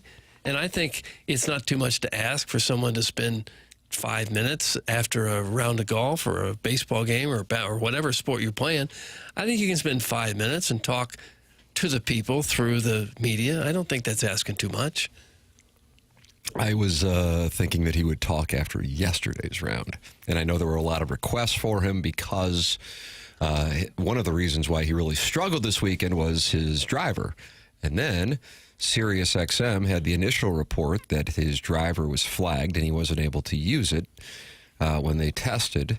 And so then the question became, is that the driver that he used to win the Masters? And so that then gets down that rabbit hole of conversation. And then Scotty Scheffler said, well, we get tested and flagged quite often. It's not as rare as people are thinking.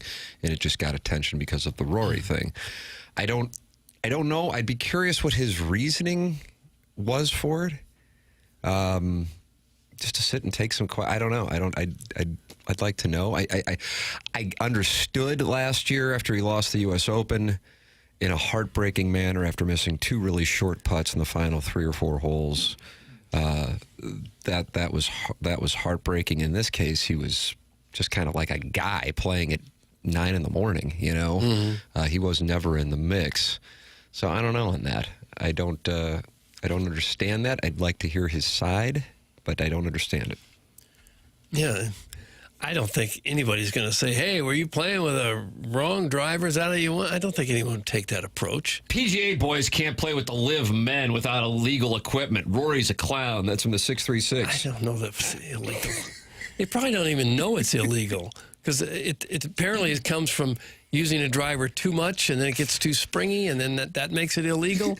So how would you know unless someone tested it? They probably don't even realize that it's illegal. I forget which player it was, but on the No Laying Up podcast, they were talking about it and said that some players said that the distance is more in feet than yards, that it's a very minuscule difference with these drivers. I always figured the more you hit them, the less distance you would get, but apparently it's the opposite. I thought the PGA had a dress code. The guy playing with the leader had sweatpants on. It's from the 314. Jackson was wearing sweatpants. Yes, someone was wearing sweats. And then everyone wearing joggers. Alex Noren was wearing sweatpants. Doug, was Alex Noren wearing? I don't know. Was he wearing joggers? So I've kind of been without internet the last couple of days because of the storms. So sports watching in general was few and far between for me. But I'll take. I mean, I'm sure if he was looking like he was wearing sweatpants, he was probably wearing golf joggers or rain pants. No, those are joggers. Those are fine. If Tim is only making 7 figures, Hubbard got a steal. That's from MD 2020. That could be the living quote of all time. Are you going to break the gong? If you're only making 7 figures. So he thinks you should be making $10 million or more a year for doing this. Oh, God. Who's to say that I'm not, though? You know? How many people in radio would be? Howard Stern. Joe Rogan? Do we even count that as radio? Rome. Yeah, I don't know. I mean, I don't know what the arrangement is on that. Rush Limbaugh certainly did. Yeah. Yeah, because people like on radio are also on usually other platforms, not just radio, whether it's YouTube or a TV show of some sort. People in our industry who make the money now, they own their own thing. Yeah, they do their own thing. It's only fan season in the broadcast world, and I welcome it. Yeah, DTC. I welcome it. Yeah. I'm looking at a picture. Did you hear that? DTC is what he said to you. Yeah, why did you say that? Direct to customer. Well, then say direct to customer. We're on a quick time. Yeah, come on, dude. Okay. I looked up trying to find out Alex Noren's trouser situation yesterday. But another picture come up of the calluses on his hands, his gnarled. I mean, he looks like he has the hands of a witch. A witch? You should look up Alex Noren's hands. With long fingernails painted in No, it's just like the meat of the fingers. Meaty fingers. Witches have meaty fingers? Yeah. It's like between him and Torrey Holt on gnarled fingers. Man, oh man, that's rough. So you doff your cap even more for his strong performance this week. Absolutely. I mean, if he went Timmy Two Gloves, I'd respect it because some of these calluses are gross. Huh. Grinder, though, apparently. Okay. Jake Reynolds says Bill Clinton jogging and eating McDonald's was an SNL skit, Jackie. Oh. Was that Daryl Hammond? I was talking about the one. I think it was a skit because he really I think did it might have been Phil Hartman for that particular that's right. skit. Yeah. One of the greatest of all time. You said you saw commercials where he... No, I thought I'm sure it was an SNL bit. So Bill Clinton, his president, signed a deal with McDonald's to do commercials, jogging in and out of McDonald's. I think it was after his presidency, but I saw it could have been an SNL sketch, media literacy on a million today. And he was walking into McDonald's, and then every customer is like, here, Mr. President, take my cheeseburger. Take a big bite of it and then hand it back. I found it. He's in there. Some are saying it may have been a photo op, but he's in there and he's sweaty as can be. You only have to do that once before that becomes the narrative. That's what he always does. Did I even bring it up? Why am I contributing to that? Why did you bring that up? I don't remember. I forget. I'm just too worried about Noren's hands. That's really sidetracked you. That's the right pointer finger. My Lord. Guys, can I become the corporate sponsor of Dead Air when you're all looking at pictures online and making inarticulate noises? That's good inventory. Yeah, I think Stiefel's interested in going both with the dossier. I would think they would, yeah. When we're looking at pictures. I think Hardee's was interested until they got just lit up. That's gone. That deal is... sailed. Email in. We got the Design Air Heating and Cooling email today coming up here on the program. We welcome you to participate. We welcome you to participate in the 100 West Dental closest to the pin competition. We're a week away from the Dotem. A week from Thursday, that is, and looking forward to the festivities at Oak Valley Golf Course and Resort. You can find all your information at 101ESPN.com, and 100 West Dental has the closest to the pin competition. They also have brand new technology at their offices off of Manchester in Baldwin. That's Dr. Brandon Pryor and his team at 100 West Dental.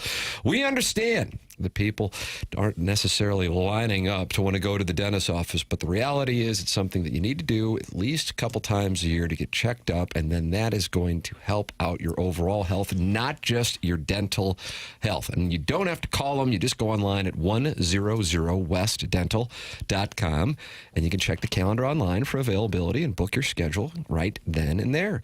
And plus, if you don't have dental insurance, it's not a problem at 100 West Dental. The membership plan they have aids in the cost of dental work for those who do not have dental insurance. They have a huge offer going on now that if you mention my name, you get $1,000 off Invisalign. On the fence about Invisalign, they have a digital scanner that can show you a simulation of what it will look like before you even go through with it. It's 100westdental.com or call 636-585-0100. This is TMA, presented by Brown and Crouppen on 101 ESPN.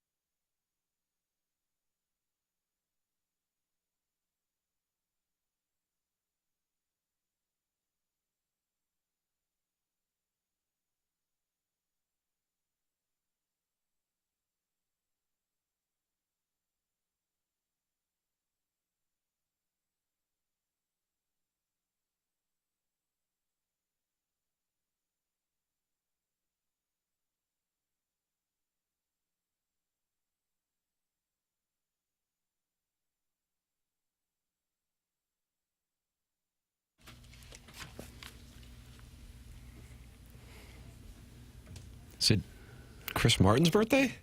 No, it's just I love The Scientist. Oh. This is Jackson's favorites. That's the movie theme. Some people have wondered if that's the case anyway. Yeah, basically. But this song, I love The Scientist. I have to tell you, I am intrigued by 9-1 on the Stiefel dossier, which we did not get to. But it's called Grifter's Paradise. Grifter's Paradise. What are we grifting on today? It's just the fever, the Indiana fever, and the Chicago Skies game You're yesterday. talking about Sophie Cunningham's social media and her fit? Doug, did you see her fit? I didn't see her fit. Okay, all right. So is that what we're talking about? No. We're talking about Angel Reese and Caitlin Clark, and you say that leads to Grifter's Paradise. One like I've never seen before, honestly. Really? This is an all-time Grifter's Paradise? How do you grift on that? There was a foul in that game. Caitlin Clark, that all people are talking about. Right. A take foul, make him earn it from the line. Angel Reese got a little upset with it. Natural. Emotions are high. It's a basketball game. And people are breaking it down like this Zapruder film. There's different angles of it that people quote tweet and give off some half-baked baiting take. May I ask a question? Always. All right. So this is nice because he takes questions, Doug. You really ought to follow Jackson's I don't usually take them. protocol. Is there anybody like who is established and making a nice living in this industry who is really active on the Twitter tweets with the takes, or is this like guy who wants to get it going? Mostly the form or the latter, but Robert Griffin III was someone I saw who was very active on it, and it's just like who's he employed by now? Now was it ESPN calling game like the 11 o'clock games? And I think he's out at ESPN if I'm not mistaken. Right. So I think he might be independent currently. So then he might fall in the looking to get picked up. I don't know. I don't know. That makes this Grifter's Paradise. It's just like, dude, like every single play does not need to like be a reflection on the state of the culture in America. Like, it was just a basketball foul. Both of them after the game said it was a foul. So Angel Reese was like, I got a little upset, but that happens. Caitlin Clark said, nothing malicious behind it. But yet it has to be, here we go. Here's your prompt, take Smiths, and you take it from there. Well, that's kind of the basis of the whole league right now, isn't it? Caitlin Clark versus Angel Reese. But it shouldn't be. I get that it is, and there's probably a lot of benefits to that, more eyeballs and everything, but like it shouldn't be. It shouldn't be the entire focus of everything. No, but it is.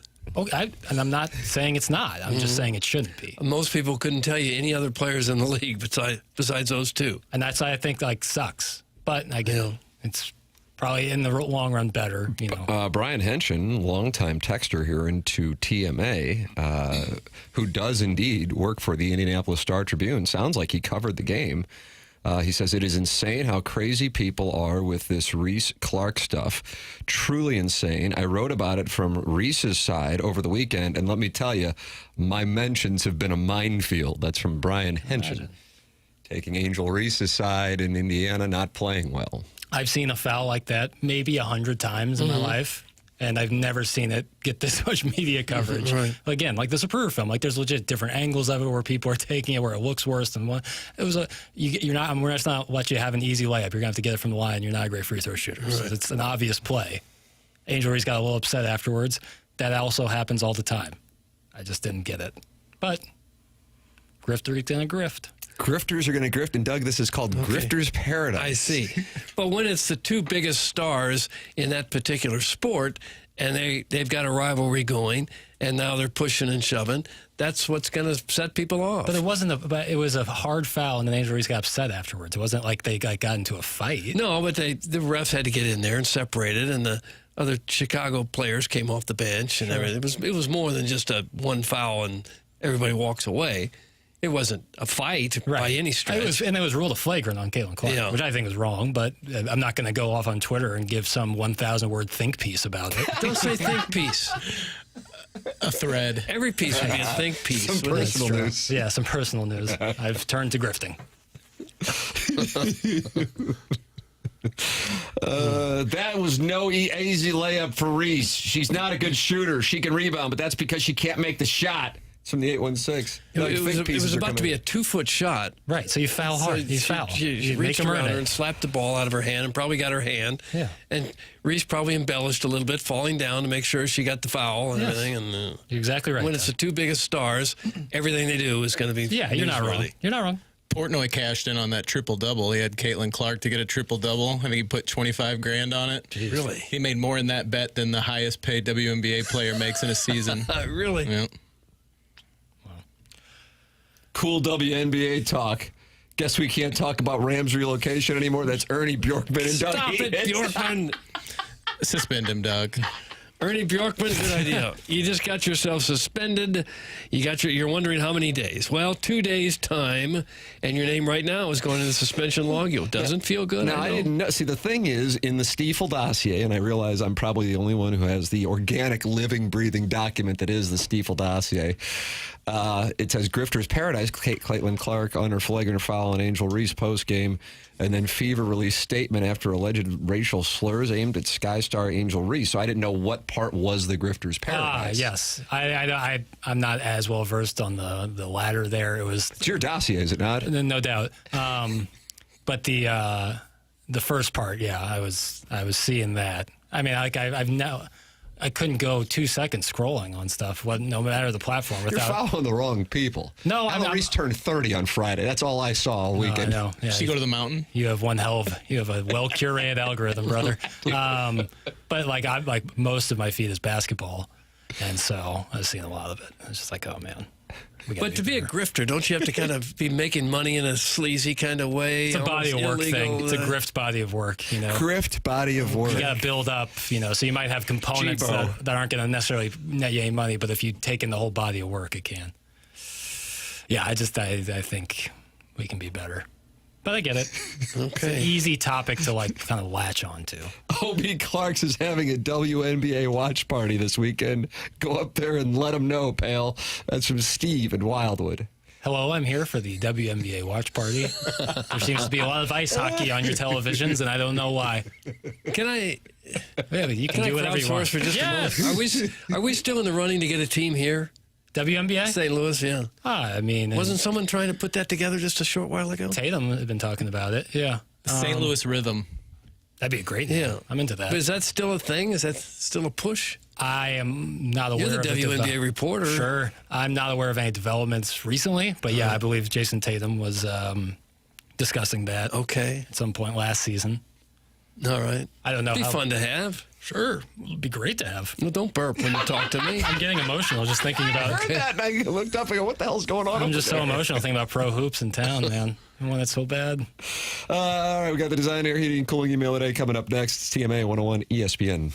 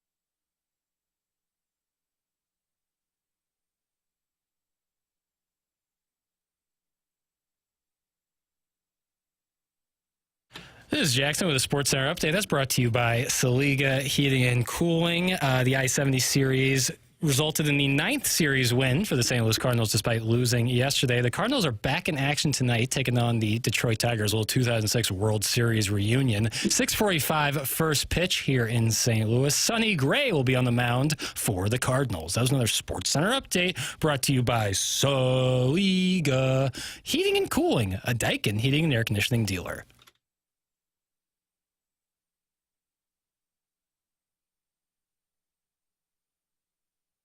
It's Teammate 101 ESPN. We have the Design, Air, Heating, and Cooling email today in this segment. BK and Ferrario at the top of the hour. And Big Tuft is not happy that we have not talked about Brock Purdy's extension. Oh, well, we should have. We've been remiss. He got a little extension. Okay? Next. Print cut. Mentality, a local healthcare facility that specializes in helping men feel and perform at their very best with board-certified physicians providing a full physical, consultation, and blood panel analysis all during your first visit. I went out there. I got tested in and out in 20 minutes. Super friendly staff, and what they do is they focus on your free testosterone levels. Many doctors overlook free testosterone. This ensures your treatment is tailored to your body. So if you're dealing with low energy, low motivation, you're tired all the time, weight gain, muscle loss, feeling anxious, moody, irritable, those are symptoms of low testosterone. Check Mentality out and see if that's what's causing your symptoms. Visit mentalityhealth.com/radio to find out more information. It's Mentality at mentalityhealth.com/radio. Ladies and gentlemen, it is time for the Design, Air, Heating, and Cooling email of the day. Well, that Jerry the Big Tank Del Vecchio has been taking this competition over, and he is back again today. Gosh. But he's not leading out. Filter schmilter, whippy dippy doo. Most guys would have been upset, not me, for I deal with a stern non-plastency. That's not a word I What looked. in the world? It's not a word. Plastency? Not now, it isn't. Never You know. see, I fell in love this very weekend. He don't care about what's in style. He just likes the way I smile. It takes more than marble and tile. Living on love. It takes more than marble and time. This is like a stream Is this of a Collier and consciousness. Thompson library? Sounds like Hunter S. Carolyn Thompson. Bob. Living on love, buying on time. Without somebody, nothing ain't worth a dime. Just like an old-fashioned storybook rhyme. It sounds simple. That's what you're thinking. But love can walk through fire without blinking. It doesn't take much when I get enough. Laying on Doug? Okay, that's enough. That's from Foghorn Peghorn. Foghorn, Peghorn, he's new. Morning, boys. I have literally heard none of the show today. I just wanted to share how much I love Tim. Oh. Have a good day and watch out for the storms. That's from the D-Gen from Jefferson County. D-Gen from Jeffco. Fell in love with another flash-in-the-pan co-host again. You, the unsolicited co-host, dropped into the studio like a roommate's new girlfriend at poker night. No intro, no context, just a raspy voice and a warm seltzer. You attended a few classes with Jackson at Mizzou and have a nice set of Rodericks on you, which in this business apparently doubles a resume and a cover letter if you want to be on-air talent. Doug, did we choose the wrong major? Oh, no question about that. No question. The fan base shook. For 2 weeks, we tuned in like stepkids meeting dad's new girlfriend at Arby's. Is that where stepchildren meet dad's new girlfriend is Arby's? Could be. Maybe Bob Evans. Yeah, if you're hungry. They got a special. Smiling through the confusion, wondering if this was just a sleepover or a soft launch for being our new mommy. You were quickly dubbed gluten-free Percocet. Unimpressed, crunchy, and vaguely pharmaceutical. You had the... Doug, what does this mean? You had the energy of someone who microdoses breast milk? I just don't know. The liquid and not another one of Jackson's stupid nicknames for his friends.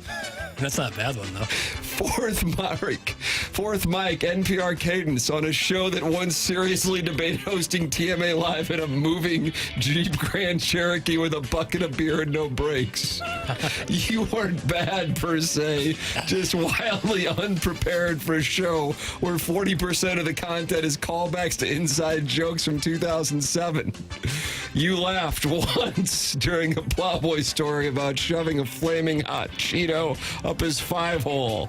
And in the brief laughter, we experienced a single moment of connection in a sea of confused glances and forced banter. Then it was gone, never to return, like your appearances on the show. Me, a media relic, loyal to the old guard. I treat Buck Swope like a Pulitzer finalist and believe the golden age peaked during a remote at a car wash when Doug called in from his iPad bid parking ticket. I didn't adapt. I outlasted. We outlasted. That's from Big Tank Del Vecchio, media man, acting like it. Now, if you'll excuse me, I got to go clear some markets. I'll be back in June. A Big Tank Del Vecchio on his way to clearing markets. You called in during a parking ticket. Is that true? I don't remember it. Someone called in during a McDonald's order, right? Yeah, that was James Carville. That's right. So Yeah, that is true. Yeah, he was a guest on the so program. random. And finally, I'm not going to be much good to you today. I usually fill space in this part of my emails by roasting the Cardinals for inept roster management, like converting their catchers to DH, roasting Pestis for his dumb calls, and roasting Libby Jack for his terrible audio clips. But the Cardinals have been outstanding over the last 2 weeks, led by their converted catcher/DH. Pestis had a great call, putting things into perspective in the wake of the devastating tornado, and Libby Jack's production has been on fire over the last week. Love the Nat sound pops at the end of the clips. Reminds me of when Brian with an E edited Ric Flair's woo into the station promos. You should end all Francesa clips with, is that a new report? I suppose I can roast that reigning lister of the month for his terrible call on Friday where he called into humble brag that he played St. Louis Country Club, not because he was invited, but because he was the high bidder on a twosome at a charity event held at a St. Charles bowling alley. Something I'm sure will never be allowed again now that the members have been made aware of the Hoosier infestation. Steve also downplayed the severity of the forecasted storms, saying it was going to be all south, and accused the 2 Fox and 4 Fox of scare tactics. He's a horse's ass for doing that! Yes, he is. So, are we just going to let Doug off the hook for not seeing Rocky IV? Doug, you would seriously love it. It doesn't get any more peak Cold War, Reagan-era, mid-'80s zeitgeist than Rocky IV. Okay, sure. It's also got Brigitte Nielsen, Stallone, Gastineau, Flav, looking even hotter than she was in Cop 2. That's from Buck Swope, DBA, the recessed lady's breast. Buck Swope. And that's what we have for the design and heating and cooling. You know well, it's between Swope and Del Vecchio. What Foghorn Peghorn was saying, I frankly don't know. I'm going to give it to Swope today.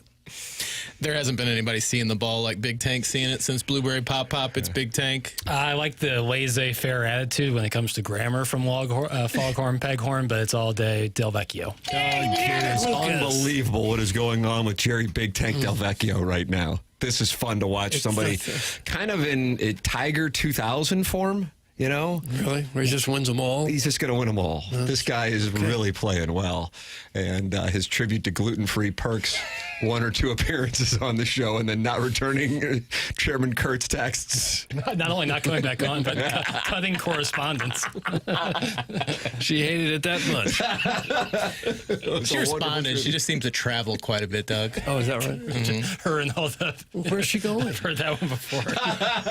You wouldn't know her. She goes to another school. Right? We have BK and Ferrario coming up. Time to shut it down. For Jackson, Bennett Burkett, Chairman Kurt, Martin Kilcoyne, my brother Kevin, Douglas Elvin Vaughn, I'm Tim McKernan. This has been TMA, presented to you by Brandon Crouppen on 101 ESPN and the TMA STL YouTube channel.